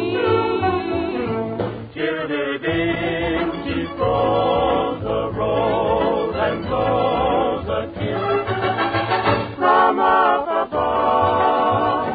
Chiribiribim, Biribim, chiribiribim, biribim, chiribiribim, they're so in love. Chiribiribim, Chiribiribim, we wait for her each night beneath her balcony.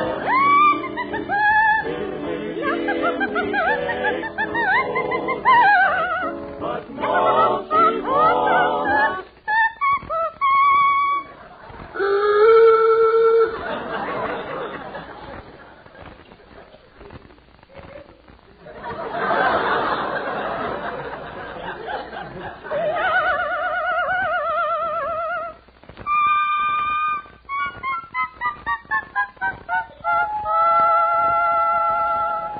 Chiribiribim, she throws a rose and throws a kiss from up above. Chiribiribim, chiribiribim, chiribiribim, they're so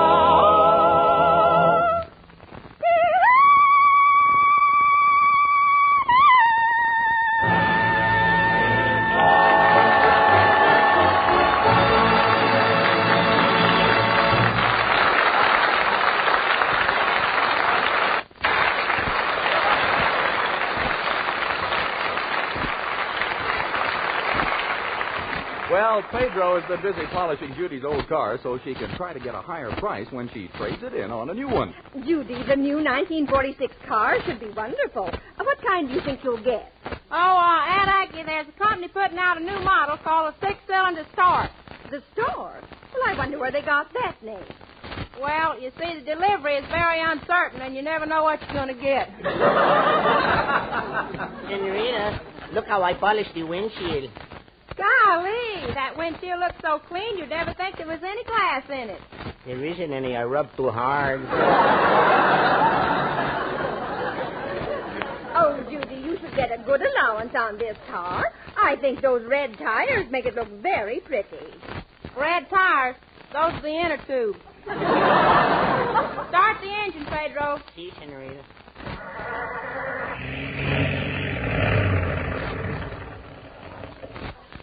Senorita, the engine is cold. Well, maybe you should wrap the muffler around it. Say, Pedro, I told you to fix up some of that radiator compound. Don't you know how to make antifreeze? See, but I wouldn't dare hide her flannel pajamas. Come on, let's try to start it again now. Si, senorita. Oh, boy, we're off. Goodbye, Aunt Aggie.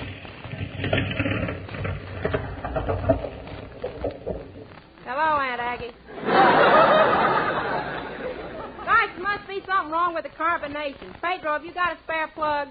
Sorry, senorita, I don't chew. See, that motor hasn't been sounding right. Let's try it again.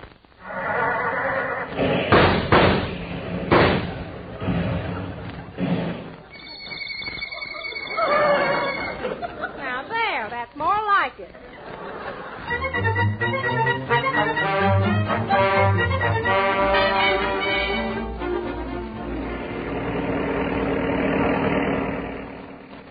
We'll soon be at the dealer, senorita. The car is going fine now. Yeah, Pedro. Ain't it thrilling, gripping the steering wheel and having your foot clear to the floorboard while kids on scooters go whizzing by? Say, Pedro, do we have a green gas tank attached to the back of this car? No, senorita. Well, then don't look now, but we're towing a mailbox. Be careful, Pedro. Here's another traffic light. Well, senorita, that's an amber light. Well, you know what the amber light's for, don't you? See, the amber light means go like the devil to be the red one. There's the place, Pedro. Pull up to the curb. And please let me do the talking. I want to get a good allowance. Look out, Pedro!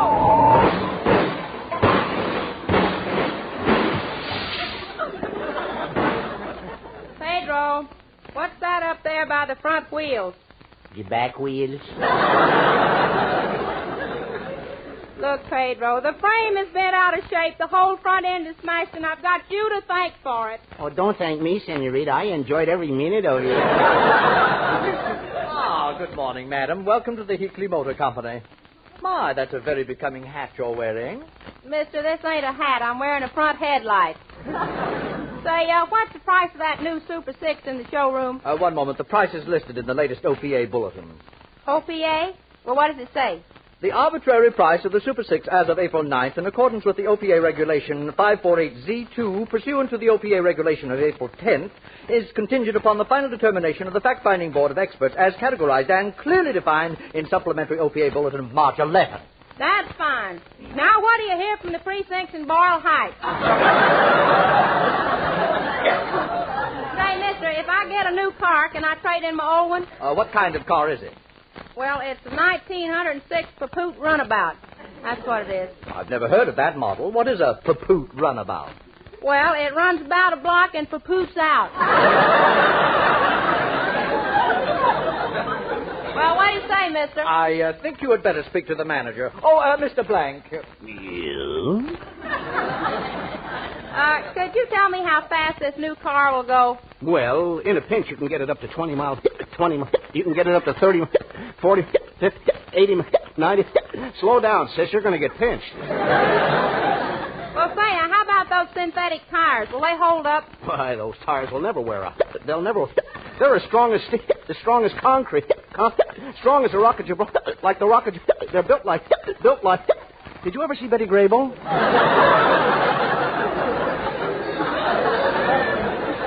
Sounds like a broken exhaust pipe. Well, what do you know, Pedro? Look who's coming. It's that stuck-up Brenda Laverne. See, senorita, I don't think I like her.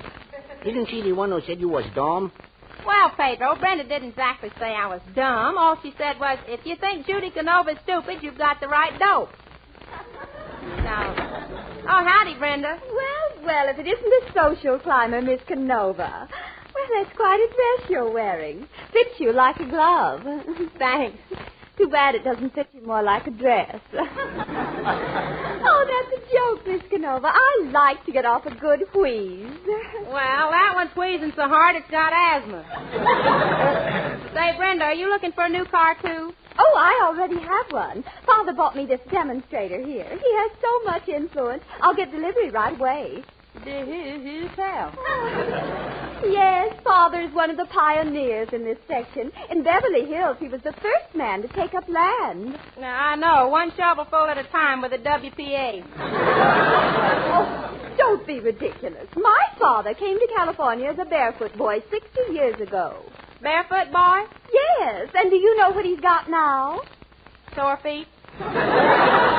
Miss Canova, only an ill-mannered bumpkin would offer a gratuitous insult. Now, take it easy, Brenda. Don't get your bobby pins in an uproar here. Well, I like that. The gauche quality of your repartee serves only to accentuate your innate oafishness. Well, that's different. I accept your apology. Apology? Didn't you ever go to school, stupid? Brenda Laverne, I'll have you know I went to school stupid and I came back stupid. So there. Oh, gee, I'm sorry, Brenda. Here, have a chaw of licorice. It'll quiet your nerves. Chew licorice? Oh, heavens, I'd just as soon kiss the first strange man who came along. So would I. But let's have a chaw while we're waiting, though. Say, Brenda, do you mind letting me drive your new car? Well, That's mighty nice of you. Come on, Brenda, let's give her a whirl. I'll start the motor.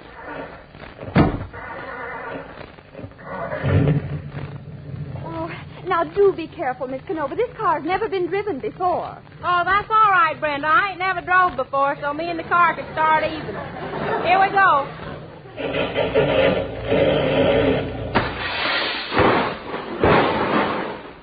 Oh, Miss Canova, you drove right through the showroom window. Yeah, I know. You think that's easy? Look, Brenda. Look, no hands.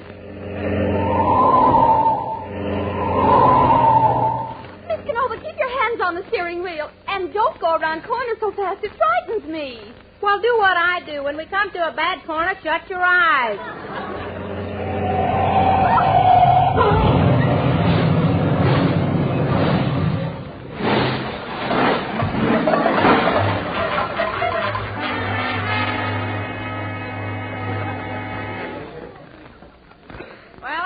We got ourselves a 1946 car. You did? Yep. I hit a telephone pole with Brenda's new car, and she sold it to me real cheap. The car hit a telephone pole? Well, goodness, will you still be able to drive to Cousin Flossie's in the spring? Aunt Aggie, I'll have to. The spring is the only part of the car that's left.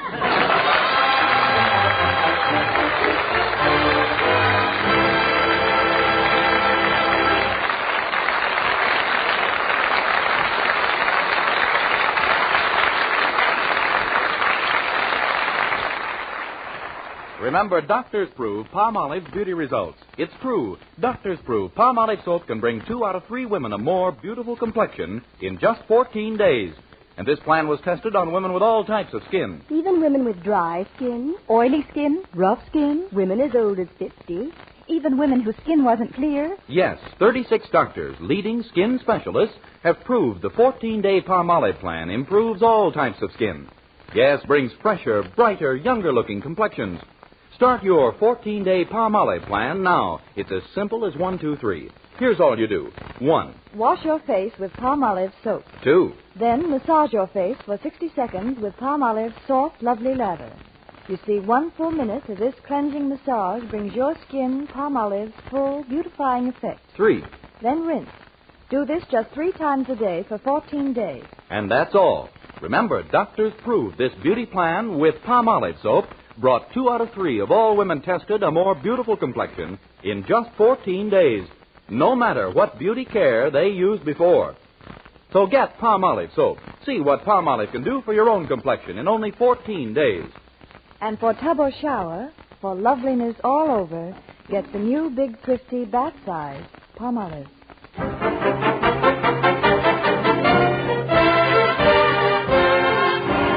Ladies and gentlemen, in answer to many, many requests, Judy Canova singing her theme song as she recently recorded it, Go to Sleepy Little Baby.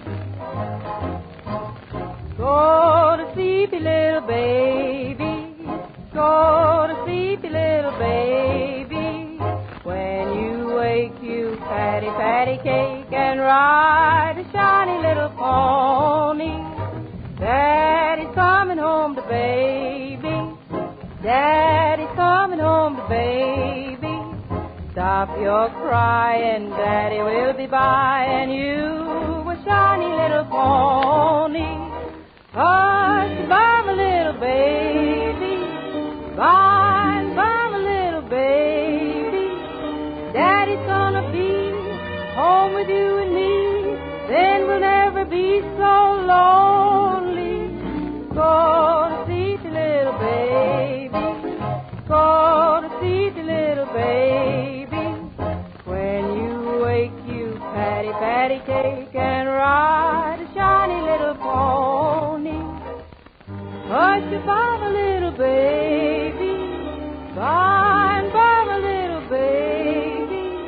Daddy's gonna be home with you and me, then we'll never be so lonely. Oh, go to sleepy little baby, go to sleepy little baby. When you wake, you patty, patty cake and ride a shiny little pony. Go to sleepy little baby, go to sleepy little baby. When you wake, you patty, patty cake and ride a shiny little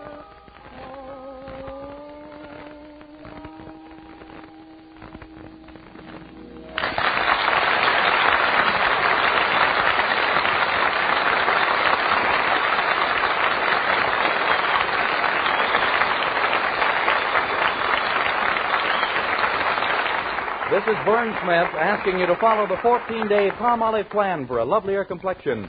And don't take a chance with your romance. Use Colgate tooth powder night and morning and before every date. Friends, I cannot sugarcoat this news. Famine is raging in Europe and Asia. Between now and July, millions of children, men and women face starvation. Shall we feast while they starve? Of course, your answer is no. And here's how you can help them. Save on all wheat and rice products, such as bread, macaroni, pies, cakes, cookies, and breakfast cereals.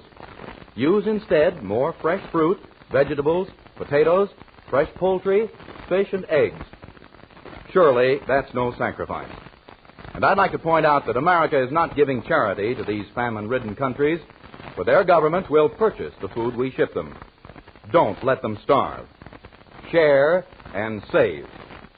Now, here's Judy. Folks, it was awfully nice being with you tonight, and I hope we'll all be together again next Saturday night. In the meantime, please don't forget the two products that bring us together each week, Palmolive soap and Colgate tooth powder, the bestest in the world. Don't you like that Sleepy Baby song, folks? I like it because my ma used to sing it to me. If you don't mind, I'd like to sing it again.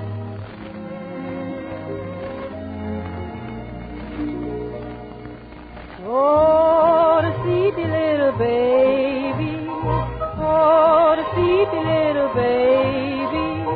When you wake, you patty, patty cake and ride a shiny little pony.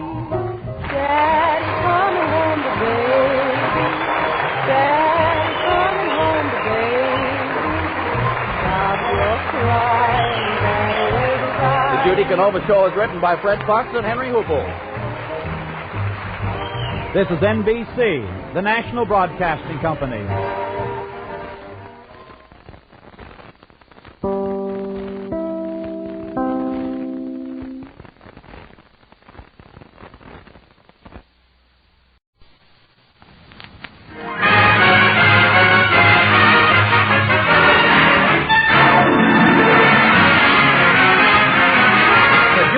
Canova Show, with Mel Blanc, Ruby Dandridge, Joe Kearns, Ruth Parrott, Sharon Douglas, the Sportsman, Charles Dant and his orchestra, and starring Judy Canova.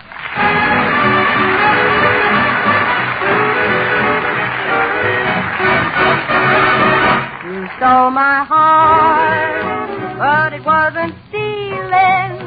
Right from the start, it belonged to you.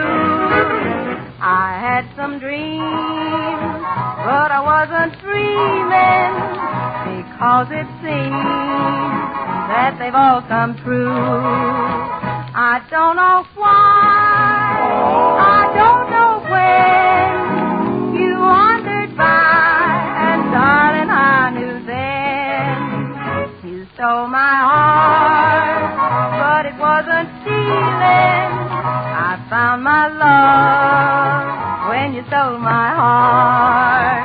I don't know why, I don't know when you wandered by, and darling, I knew then you stole my heart, but it wasn't stealing. I found my love when you stole my heart.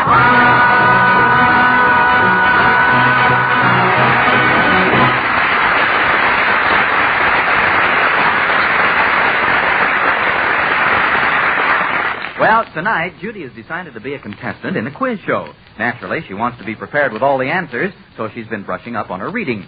As our scene opens, Judy is entering Horace Bottomley's bookstore. Howdy, Mr. Bottomley. I'd like to buy some good books, please, sir. Oh, splendid, Miss Canova. Would you prefer something light? Oh, it don't make no difference. I got my car with me. Of course, you can help me carry 'em out. Have you read Forever Amber? Well, I started to, but I couldn't finish it. Oh, why not? It kept steaming up my glasses. Now, I'll tell you, what I really need is a book that'll help me get the right answers on the quiz show I'm going on tonight. Quiz show? Oh, here's just the thing. A set of the encyclopedia. It tells you everything. For instance, here's a chapter on love. Love? Boy, now we're getting somewhere. You are looking at a girl that's got a raft of boyfriends. A raft of boyfriends? Yeah, but they keep shoving me off the raft. Gee, I wonder what kind of questions they'll ask me on that quiz show tonight. Well, sometimes they ask questions about animals and birds. For example, take this one in the encyclopedia. Why does a stork stand on one leg? If he lifted the other leg, he'd fall down. Everybody knows that. Yes, I suppose so. Now, here's an interesting note on the stork on page 456. It says, the stork is one bird that cannot sing, while the canary, which is infinitely smaller, fills a house with music.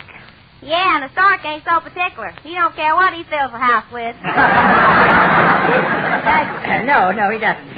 No, he doesn't. Oh, boy. Sure doesn't. Then here in the same section with the stork is our feathered friend, the owl, who also differs in many ways from the stork. Yeah, you said it. The owl just goes around saying who, but the stork already knows who. Well, I'll buy that encyclopedia, mister. I gotta hurry and study for that quiz show. May I ask what program it is? It's a double or something, leave it or lump it. I have a lady in the balcony program. Yeah, it's very educational. Educational? Yeah, even the ticket they gave me says, there is no room in the world for a stupid, uneducated person. Admit one. Yeah, so I'm going. Listen in tonight, mister. I'm going home and study so I'll know all the answers.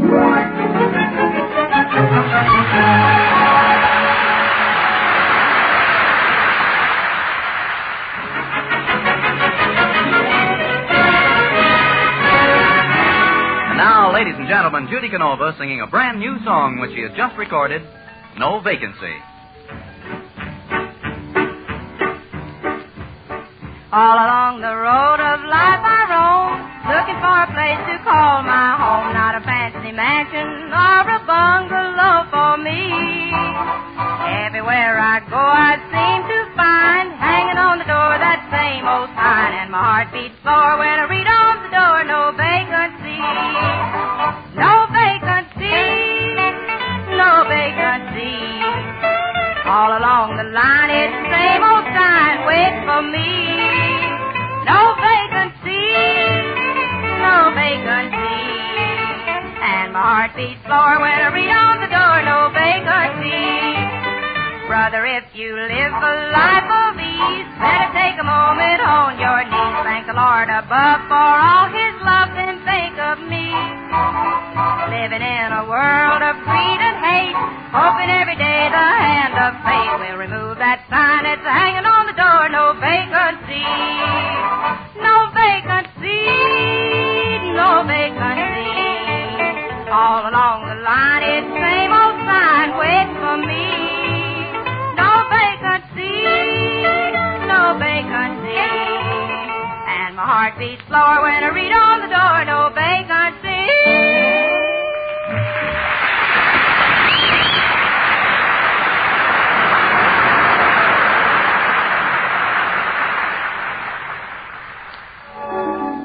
Judy, I know the encyclopedia will help you, but do you think you're smart enough to be on a quiz program? Smart? Why, Aunt Aggie, when I was only 1 year old, I spoke my first word. Really, Judy? Did your mother write it down in the book? Nope, she washed my mouth out with soap.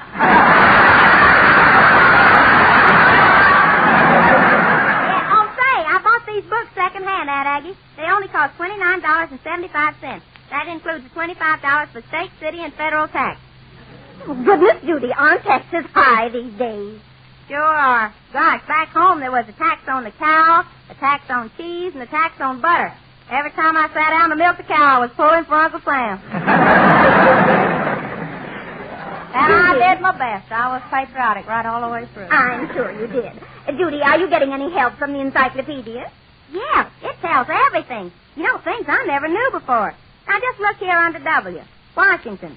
Says here, George Washington was noted for his honesty. That's true, Judy. George Washington was a very honest man. Well, then, why do they close the banks on his birthday? Judy, you ain't gonna ask me, huh? Ain't gonna ask me. I got you there. Yes, you have. Well, Judy, even as a boy, he proved that honesty pays. When young George Washington cut down the cherry tree, he confessed to his father, and his father didn't even touch him. Do you know why? Yeah, the kid had a hatchet in his hand.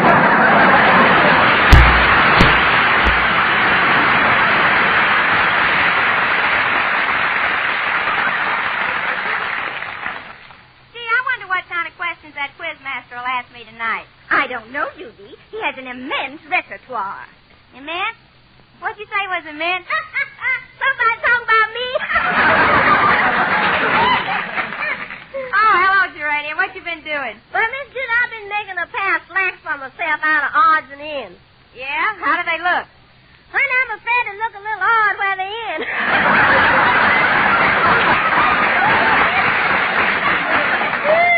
Well, Geranium, they wouldn't look that way if you wore your new girdle. Oh, Miss Judy, that girdle ain't any good. The sales lady said it would give me a wasp waist. She did? Yeah, she called it a wasp waist girdle, but when I looked at myself in the mirror, I sure got stung.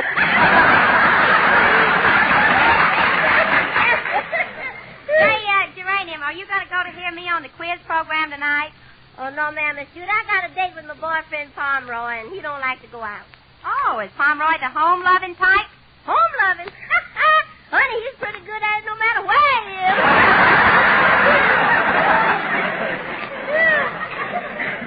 When Pomeroy kisses you, do you like it, Geranium? Oh, yes, Miss Judy. His kisses are wonderful. But every time he kisses me, he keeps flying my arm back and forth. What for? Force a habit. He used to play the trombone for Duke Ellington. Oh, gee, I'm getting nervous. 2 more hours from now, I'll be on the radio, and that quizmaster will look me in the eye and say, "Pardon me for talking in your face, Senorita." Oh, hello, Pedro. I want you to drive me to the quiz show tonight. Where have you been? Oh, Senorita, I stopped in a butcher shop and I got a manicure. Now, how could you get a manicure in a butcher shop? The butcher caught me reaching for a weenie. He was clever with a cleaver. But, Pedro, that still doesn't explain why you're late. Well, Senorita, I got lost. I asked the streetcar conductor for a transfer to 6th Street, but he didn't have any. So what happened? He gave me 2 transfers to 3rd Street. Was the streetcar late? Oh, see, Senorita, the streetcar ahead was late today because of an accident, and the one behind the one ahead was behind besides. So that made the one ahead of the one behind even later than it was before it was behind. Besides, I think. Pedro, I'm glad you made that clear. Have you ever been to a quiz program? Oh, no, Senorita, but my cousin Gonzalez went to one down in Mexico.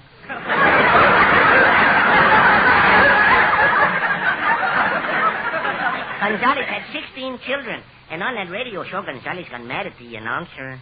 Why? What did the announcer say? He said, you have 16. Would you like to go on to 32? Well, has Gonzalez had any more kids, Pedro? See, I got a telegram from him yesterday. It said triplets arrived tonight, more to follow by mail. Well, I will go now, Senorita. Hasta la vista. You're hot as a pistol, too, Pedro. Oh, Judy. Yes, Aunt Aggie? I just heard that Brenda Laverne is going to be a rival contestant on that quiz show tonight. She'll try to beat you, and she's brainy. Brenda was a three-letter girl at Vassar. Oh, so what? I was a three-letter girl back in Cactus Junction. How did you ever get 3 letters? I backed into a branding iron.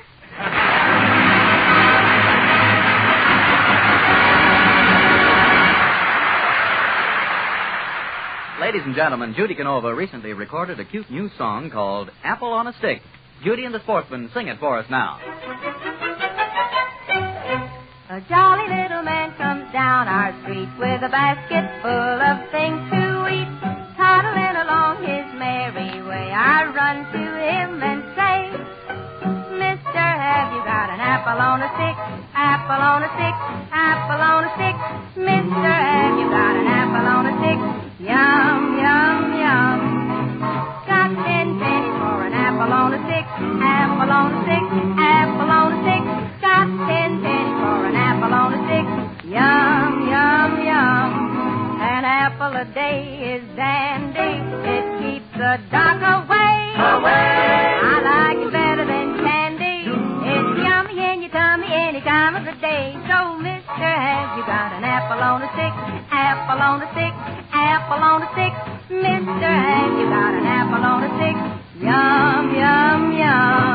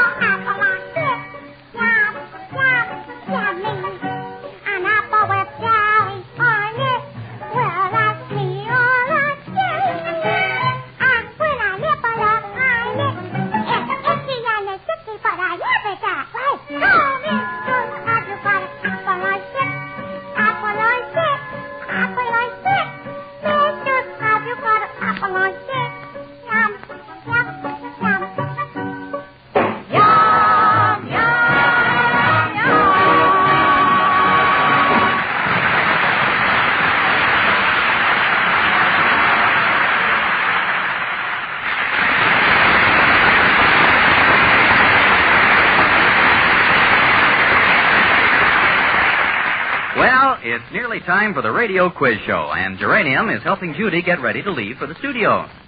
Gee, I better watch the time. What time is it by your watch, Geranium? Well, I'm not sure, Miss Judy. My wristwatch doesn't fit my personality. Oh, it keeps lying to me. What do you mean? Says growing very thin. Geranium, that's growing very thin. Oh. Say, Geranium, how do you like my new perfume? Oh, it's very nice, Miss Judy. What kind of perfume is it? It's called Evening on the San Pedro Breakwater. Oh, that's Yeah, that's canal number 5. My Judy, I'll bet Brenda Laverne's eyes will be open tonight. You look positively pulcritudinous. Oh, what's the difference so long as I'm pretty? Anyhow, Aunt Aggie, I always say whether you're beautiful or homely, it's always nice to have a face. Yes, sir. Mine comes in mighty handy, and though I never go any place without it, I wouldn't be without that thing. Uh-oh. There comes Miss Brenda Laverne up the walk now. Judy, I certainly hope you show up Brenda on the quiz tonight. That girl is a social upstart. Oh, she ain't so bad, Aunt Aggie. She's always fair. Brenda wouldn't say anything to your face that she wouldn't say behind your back. Come in. Howdy, Brenda. Hello, darling. I simply had to drop in for a little chat. Well, start talking. I'm all ears.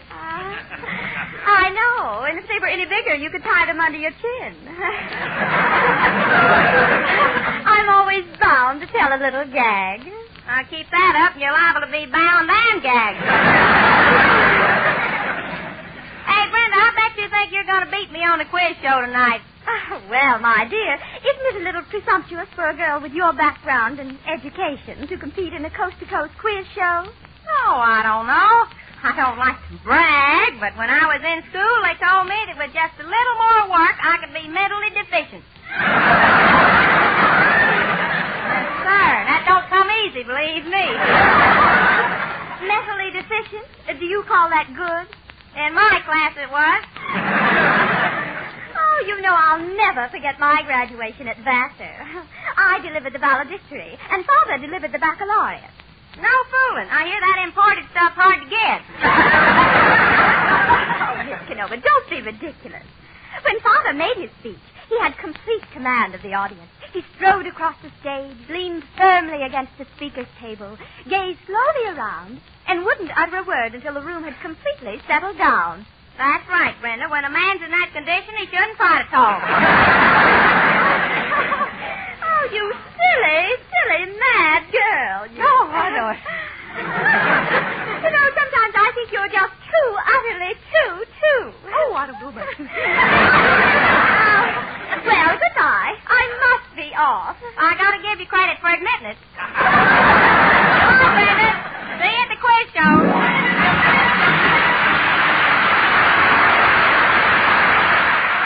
Now back to Judy Canova singing the new hit song, Laughing on the Outside, Crying on the Inside. The crowd sees me out dancing, carefree and romancing, happy with my someone new. I'm laughing on the outside, crying on the inside, 'cause I'm still in love with you. They see me night and daytime, having such a gay time. They don't know what I go through. I'm laughing on the outside, crying on the inside, 'cause I'm still in love with you. No, it's just a pose, pretending I'm glad we're apart. And when I cry, my eyes are dry, the tears are in my heart. My darling, can't we make up? Ever since our breakup, make believe is all I do. I'm laughing on the outside, crying on the inside, 'cause I'm still in love.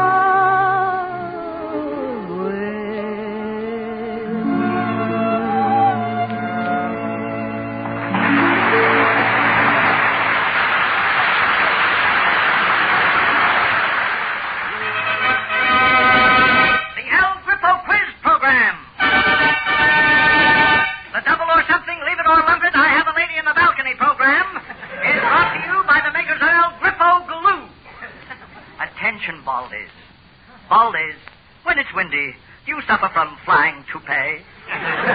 Does your scalp doily swing and sway and take off where it landed, GA?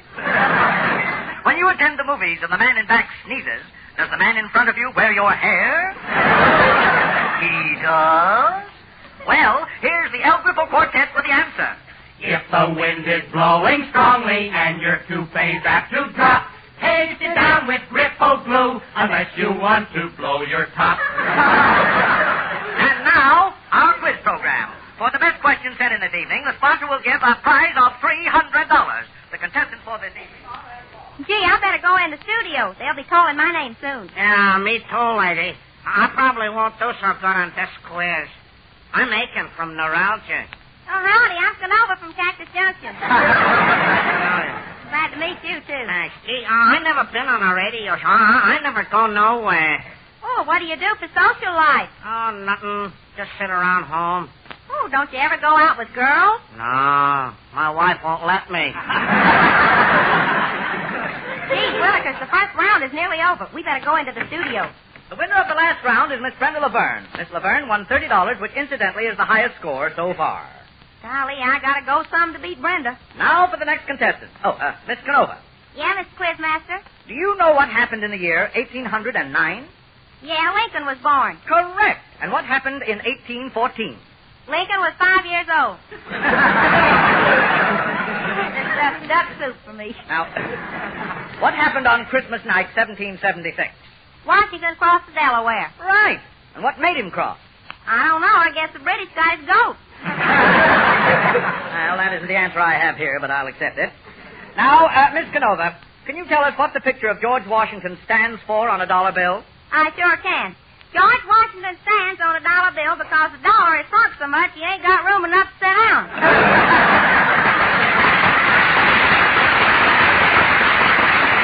Well, perhaps we'd better try another category. Can you tell us what is red, white, and blue, and is the emblem of the United States of America? No coaching, please. Will you give me a hint? Well, now, Betsy Ross sewed the very first one and was the first woman to display it. Now, what was it? Pink bloomers? Red? No. Blue? No. Green? No. Polka dotted? No. Betsy Ross put it on a pole and hung it in front of her house. Gosh, you wonder what the neighbors saw. Well, I'm in modest. If you ask me, you wouldn't catch me doing that. Now, please, Miss Canova.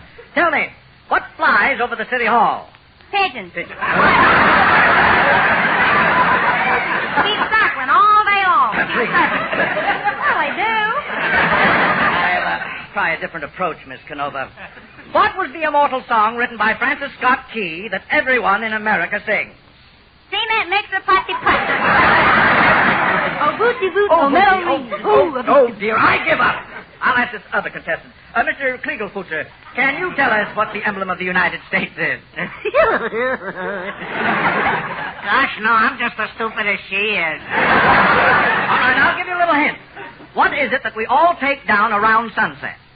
Oh, the Wilshire bus. Young man, are you sure you're not overtaxing your brain? My brains ain't overtaxed. The government withheld 20%. And now, this is the $300 prize question. It was sent in by J.C. Identify this operatic selection. E la figlia dell'amore, Rigoletto, de la figlia dell'amore, Rigoletto. Rigoletto. Now, Miss Canova, what was that? That was the quartet of gigolos. Miss Canova, that's the quartet from Rigoletto. Well, I don't care where they're from. They're awful pretty. Well, they are. Oh, you're just jealous, that's all. Yes, I am. Now, can you tell me from which passage in Rigoletto this note was taken? Oh! Will you repeat that, please? Be glad to. Oh! Oh, that. That's the 14th note in the second bar of the Allegro movement, which is preceded by an augmented fifth, similar to the second movement found in the Moonlight Sonata. Is that right? That's absolutely right. Miss Canova, you win $30. That puts you even with Miss Brenda Laverne. Even? Shucks, that puts me way ahead of her. Yes, but you only get $30 for giving the correct answer.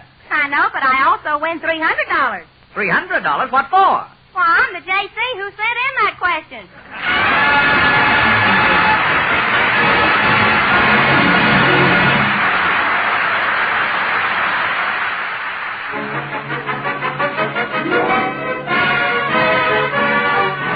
Now back to Judy Canova singing another one of her recent recordings, No Letter Today. No letter today. I have waited since dawn. I've waited each day since you have been gone. No letter today. All the days are so long. Oh, why don't you write? I know I was wrong. Just give me one chance. Please won't you forgive? I love you, my dear, as long as I live. I know it's no use, so I hope and I pray the postman goes by. No letter today. No letter today. I have waited since dawn. Waited each day since you have been gone. No letter today. All the days are so long. Why don't you write? I know I was wrong. Just give me one chance. Please won't you forgive? I love you, my dear, just as long as I live. Oh, I know it's no use, so I hope and I pray the postman goes by, right on by. No letter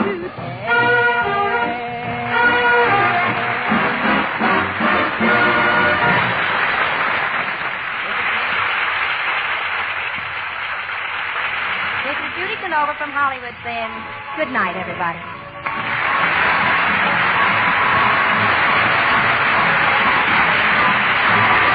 The Judy Canova Show is written by Fred Fox and Henry Wolfe.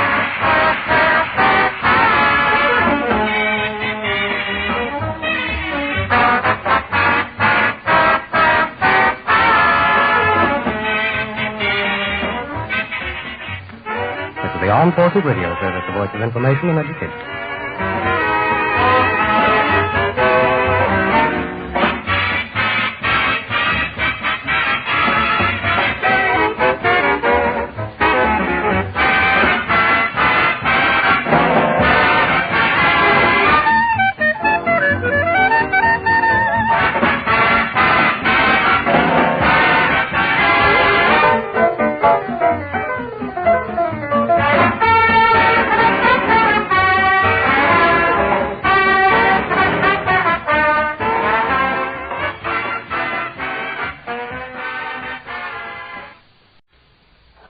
From Hollywood, the Judy Canova Show, brought to you each week by the Colgate-Palmolive Peak Company, makers of Palmolive soap and Colgate tooth powder.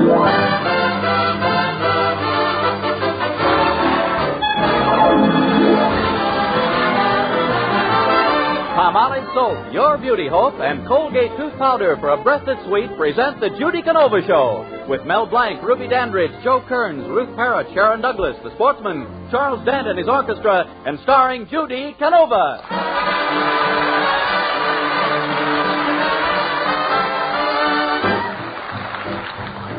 Last night I met the sweetest boy a girl could ever meet. The moment that he touched my hand, he swept me off my feet. And as I fell, I soon could tell I had him falling too. And even though it was a dream, I don't mind telling you, one more dream, and he's mine. One more dream, and he's mine. 40 winks, and me thinks he'll be mine. Had him hooked, things looked fine, but he slipped off the line. One more dream, and he's mine. I went to see a moving picture show the other day. Well, tell us what it was about. I really couldn't say. My eyes were closed, and as I dozed, the usher grabbed my coat. Hey! Among the things I told him, I am now about to quote. One more dream, and he's mine. One more dream, and he's mine. 40 winks, and me thinks he'll be mine. Had him hooked,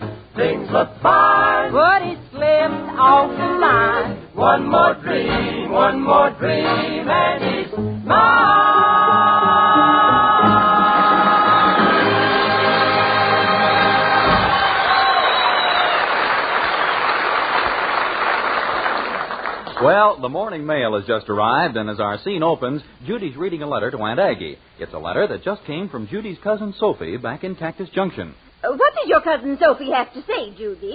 Says here, Judy, we miss you. Times are really tough back here. Hardly any crops.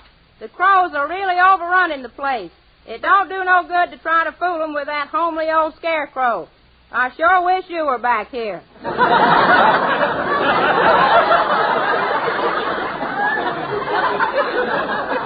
What else does Sophie say in her letter, Judy?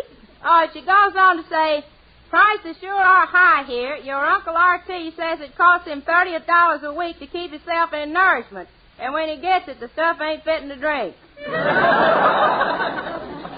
Judy, you remember Mrs. Foodle. Well, now, I don't know if I remember Mrs. Foodle. Well, I ain't going to waste no time on that. Says there, she had triplets last week. A boy and a girl. We never did find out what the third one was. 2 days after it was born, it flew away. Well, it did. Does Sophie say how the crops are this year?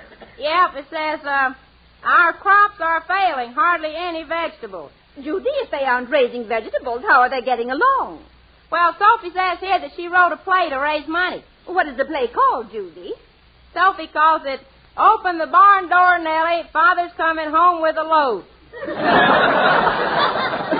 Or, Grandma, stay in Wisconsin. I can't get you a date with Van Johnson. Yeah, Sophie wants me to put the play on here at the Brentwood Community Playhouse and try to raise money for her. Judy, Mr. Kearns of the Playhouse is an influential friend of mine. Why don't you go and see him? Maybe he'll give Sophie's play a tryout. Oh, gee, maybe I can play the leading role. I'm a real actress. Yeah, back home when I was 17, I got up in school and said, to be or not to be, that is the question.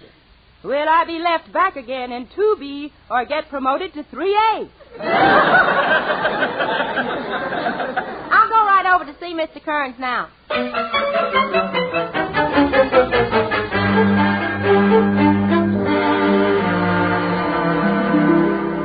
And now, Miss Canova, what is your cousin's play about? It's a Western, Mr. Kearns. It's about two Gun Gertie who comes out west to get married. She meets the famous Indian chief, Sitting Bell. And then Sitting Bell... No, oh, Miss Canova, not Sitting Bell. Bull, bull, bull. It is not. It's the honest truth. Cross my heart and hope that it is. Who is Two Gun Gertie going to marry? His name's Texas Joe. He calls on Gertie quite regular. For 3 years, he comes over steady every night. But he never goes home that way.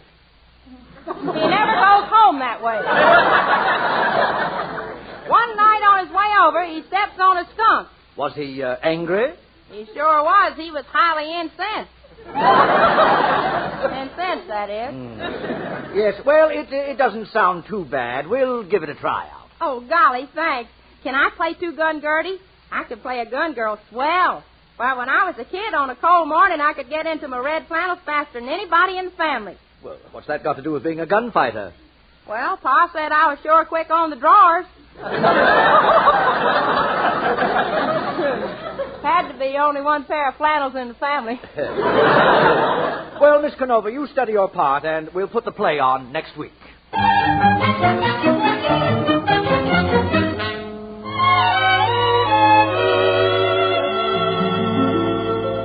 Oh, Judy, it's wonderful. Just think you'll be in a play, and this play may prove to be Brentwood's biggest production. Brentwood's biggest production? Somebody talking about me. Oh, hello, Geranium. Did you hear about the play? Oh, yes, ma'am, Miss Judy. Say, is there a part in the play for a good cook?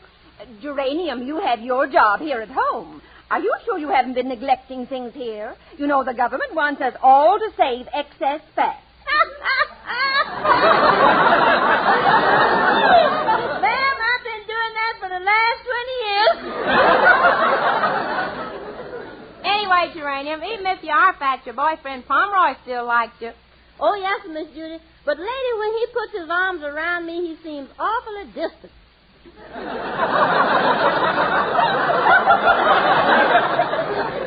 Well, does he have reason to be distant? Yeah, honey. He's got a 32-inch reach, and I've got a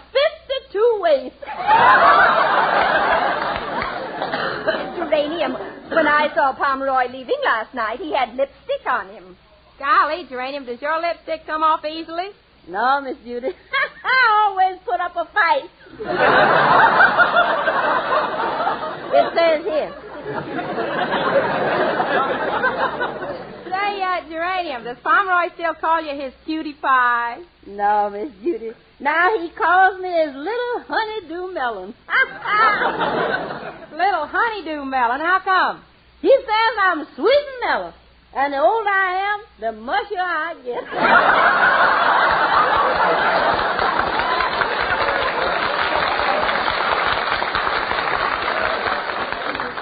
Oh, Geranium, you're not so very old. Why, you're just barely sneaking up on 40. Sneaking up on us? Honey, I've got it completely surrounded. Judy, you'd better get busy and study your part for the play. Okay, Aunt Aggie. Hey, you know something? This feller Tex in the play is really tough. He's tough? Yeah, it says here, come roundup time, Tex don't brand the cattle, he bites his initials in them. Then Tex robs a grocery store to get food for his best friend who's been eating nothing but dog food for 6 days. Nothing but dog food for 6 days? What was his friend's name? Rover.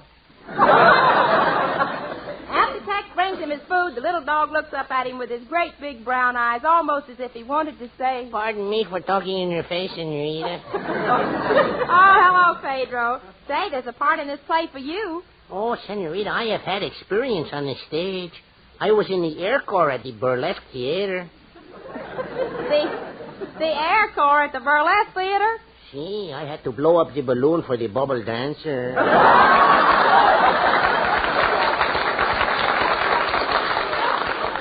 Senorita, once I was in the Opry in Mexico.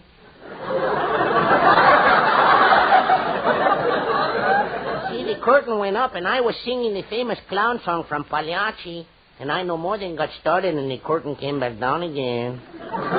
Well, what happened? Weren't you singing Pagliacci very well? Oh, Senorita, I always sing Pagliacci very beautiful. Well, then why did they ring down the curtain? Well, that night we was doing Rigoletto. I came out on the stage wearing an old-fashioned costume with tights, Senorita. Oh, Pedro, I bet you looked funny in those tights. See, they all laughed when I walked out in those tights. And when I sat down, I thought they'd split. Well, Pedro, you'd better get ready for the theater. See, I will go now, Senorita. Hasta luego. And a case of lumbago to you, too, Pedro.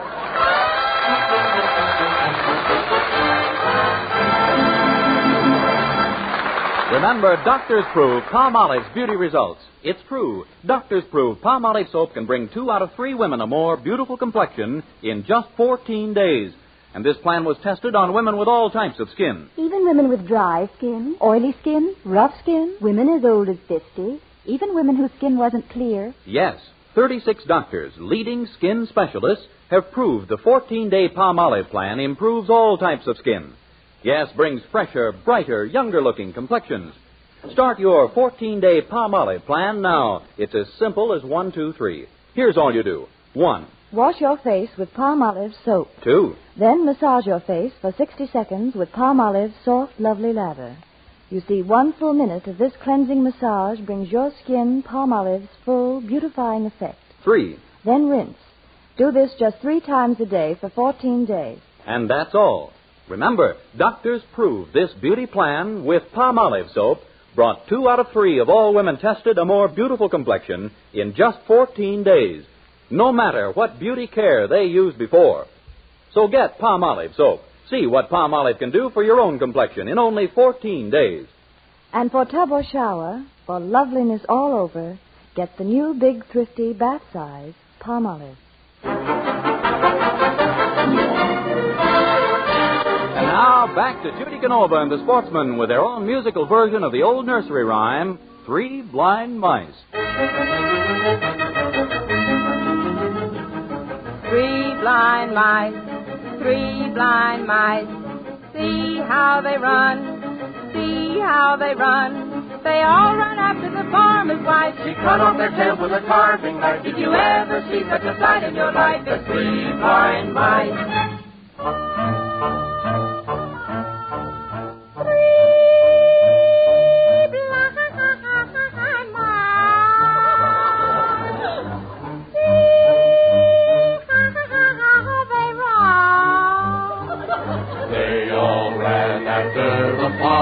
father's wife.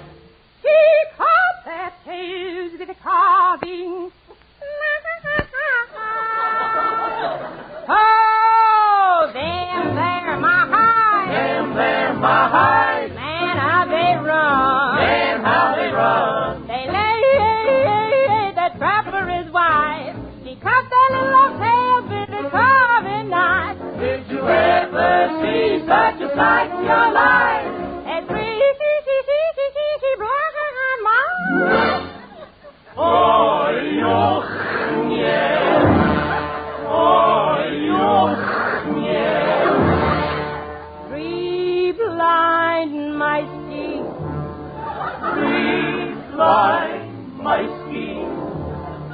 See how they run, sing. See how they run, see.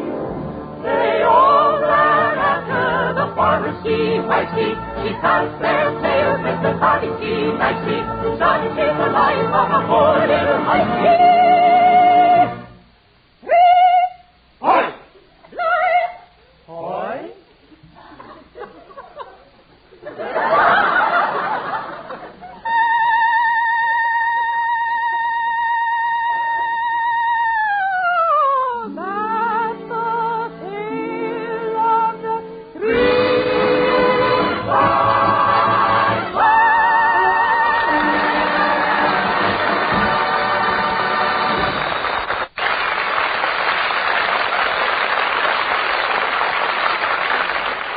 Well, tonight is the night of the play, which Judy hopes will raise money for Cousin Sophie because of the vegetable shortage back home. Judy's having a last-minute rehearsal at the house. Okay, Pedro, let's get on with the rehearsal now. As this scene opens, Texas Joe is crawling on hands and knees with his trusty rifle. Loaded? Sure, that's why he's crawling. Well, Senorita, I am ready to go over the sound effects if you will give me my cues. I will be a very good sound effects man, I think.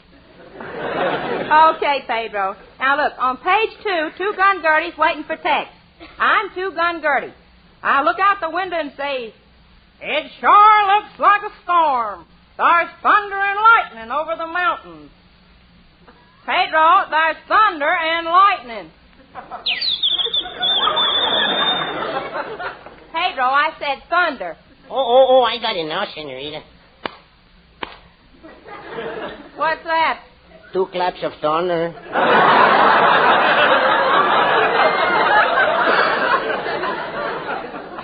Tex says he's going to take me to dinner. I'm so hungry my tongue's hanging out.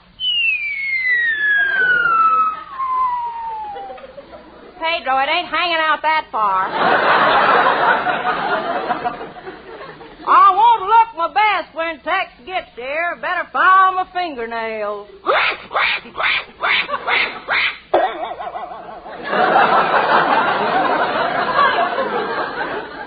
Well, that's what I get for filing them clean down to my engagement ring. Gosh, that Tex is calling me on the telephone now. No, Pedro, the telephone. Pedro, the telephone. You act like you're in a fog. Oh, here comes Tex now in his Model T car.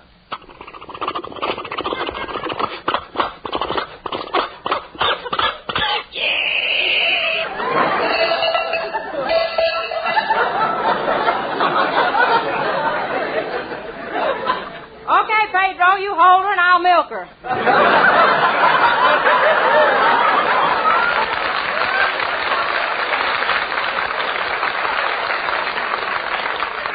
Oh, golly, you're getting this all mixed up. Oh, Miss Judy. Yeah, Geranium. There's Ben and the Bun's coming up the walk. You know, for a girl who don't like you, she sure spends a lot of time here.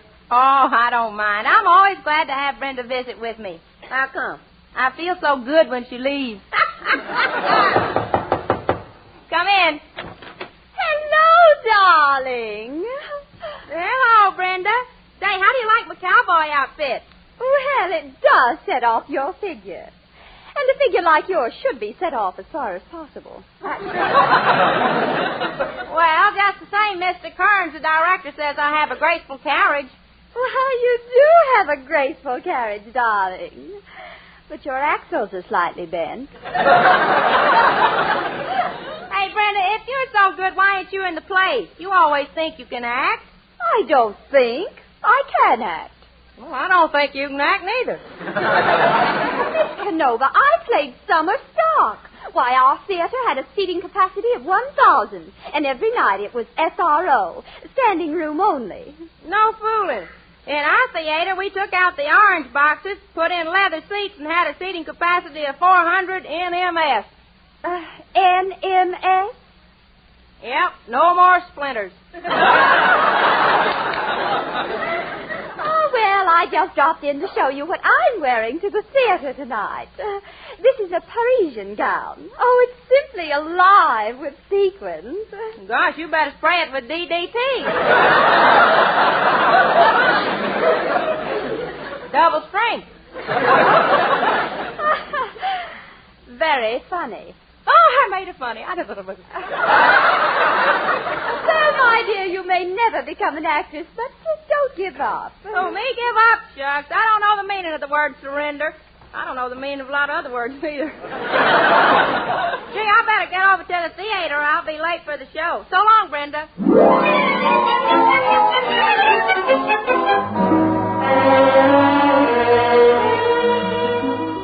Ladies and gentlemen, the play you are about to witness is an authentic Western written by Miss Sophie Canova. The scene is the Buzzard's Gulch Saloon. It's a cold winter night, and the wind is howling outside.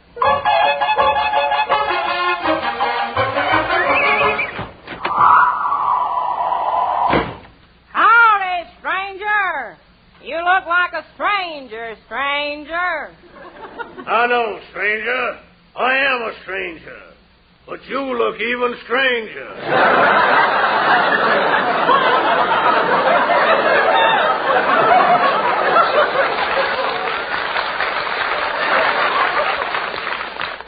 What's your name, stranger? Texas Joe. But everybody calls me Tex.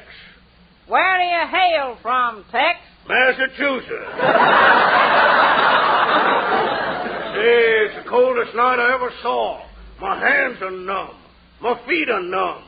I'd sure like to sit down.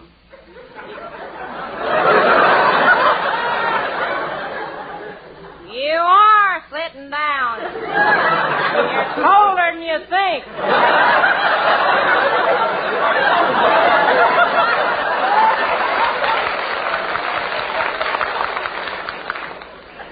What's your business here about, stranger? I'm a 49er, gal. How old are you? Don't talk that away to me, Tex. My trigger finger's itchy. What you gonna do about it? I'm gonna scratch it. Hey, maybe you don't know who I am, Tex. I'm Gun Gertie, and I'm a rustler. Gertie, why does a gal like you rustle? I wear satin petticoats. Say, how about going riding with me, Gertie? Tex, I'll have you know I'm a lady. I know. If I'd have wanted a man to ride with, I'd go home and get my brother. Ugh, me want 'em fire water. Who are you? Me chief running deer. Me run faster than antelope or greyhound. Beat deer by 6 minutes. Beat greyhound by 30 minutes. How could you beat a greyhound by 30 minutes? Greyhound have flat tire. Howdy, stranger. Who are you? I'm the roughest. I'm the toughest. I'm a murdering polecat. A polecat. I'm a murdering skunk. Skunk. Ain't I a stinker?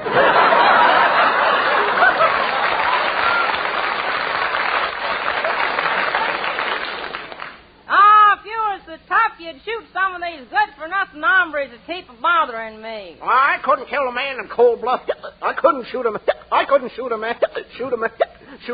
Why not? There's no water in my pistol. Howdy, Gertie. Remember me? Your old friend Hanky? Well, Hanky. Did you just blow in? Yeah, Gertie, I come clean from Dallas. You might have been clean when you left, but look at you now. I got a present for you, Gertie. Hank, where'd you ever get the money to buy such a pretty present? Well, you know that diamond necklace some dirty crook stole from the jewelry store? The one they offered the big reward for? Yep. Pretty, ain't it? Yeah, struck it rich, gal. Got a real bonanza. A real bonanza? Yep. And if you'll marry up with me, I'll split it with you. Nothing doing. You can't buy my love with a bonanza split. Gertie, I don't want you talking to this stranger. Hey, you, get her going. Pay him no mind, Gertie. Why, he wouldn't hurt a flea, the dirty low-down sidewinder.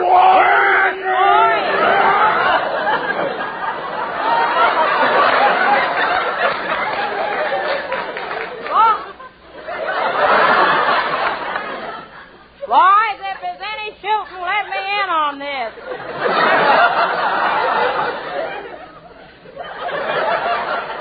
I said I wanted to die with my boots on. How come? What'd you say? I said, how come? I got a hole in my sock. Stranger, I can beat you. I can beat you with knives or anything. I can beat you carving or running. Which'll it be? I'm carving. I'm running. That's fine talk coming from you, Tex. Why don't you fellas throw away your knives and guns and fight like men? What do you mean, like men? Oh, with your bare hands. That's a good idea, Gertie. All right, you varmint. My hands are up. All right, my hands are up. What do we do now?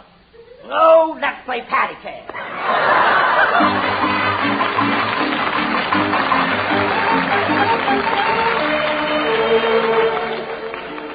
Judy, how did your cousins' play come out tonight? Oh, Aunt Aggie, the audience was great. They helped us solve all of Cousin Sophie's problems. What do you mean? Well, you remember Sophie wrote that crops were bad and they couldn't get any vegetables? Yes. Well, when we finished the play, the stage was covered with them.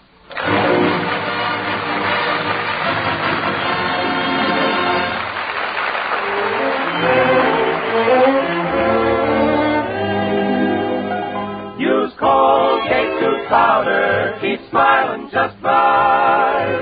Use it each morning and use it each night. Don't take a chance with your romance. Use Colgate tooth powder. Now a message from Colgate Tooth Powder. A breath of trouble, take it from me, can hurt your popularity.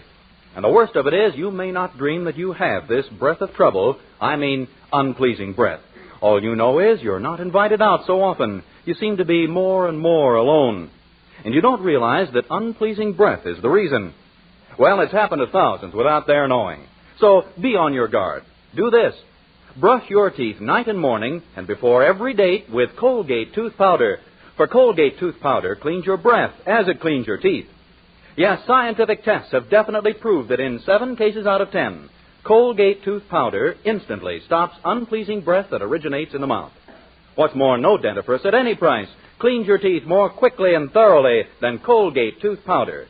Remember to buy it first thing, and remember the name, Colgate Tooth Powder, with the accent on powder.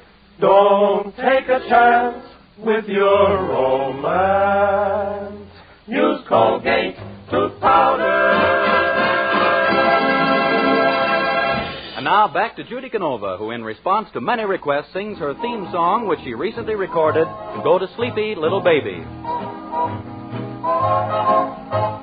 Go to sleepy little baby.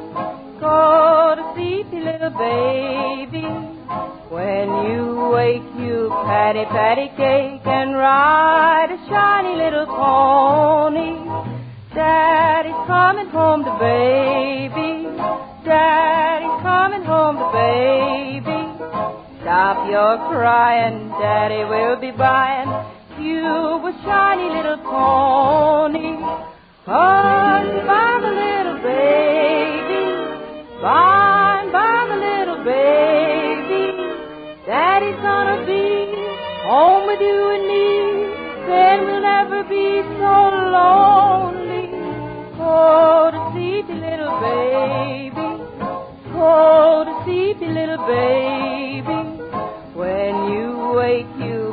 patty, patty cake and ride a shiny little pony.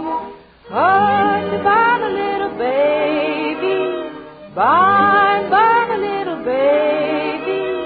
Daddy's gonna be home with you and me. Then we'll never be so lonely. Oh, go to sleepy little baby. Go to sleepy little baby. When you wake, you patty, patty cake and ride a shiny little pony. Go to sleepy little baby.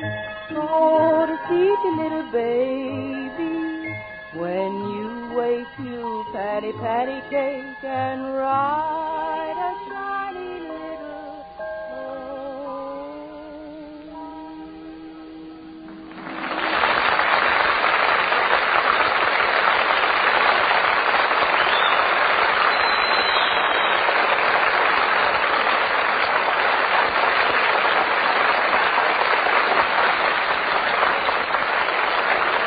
We're a little late, folks. Good night, everybody. Vern Smith speaking. The Judy Canova Show is written by Fred Fox and Henry Hoople. This is NBC, the National Broadcasting Company.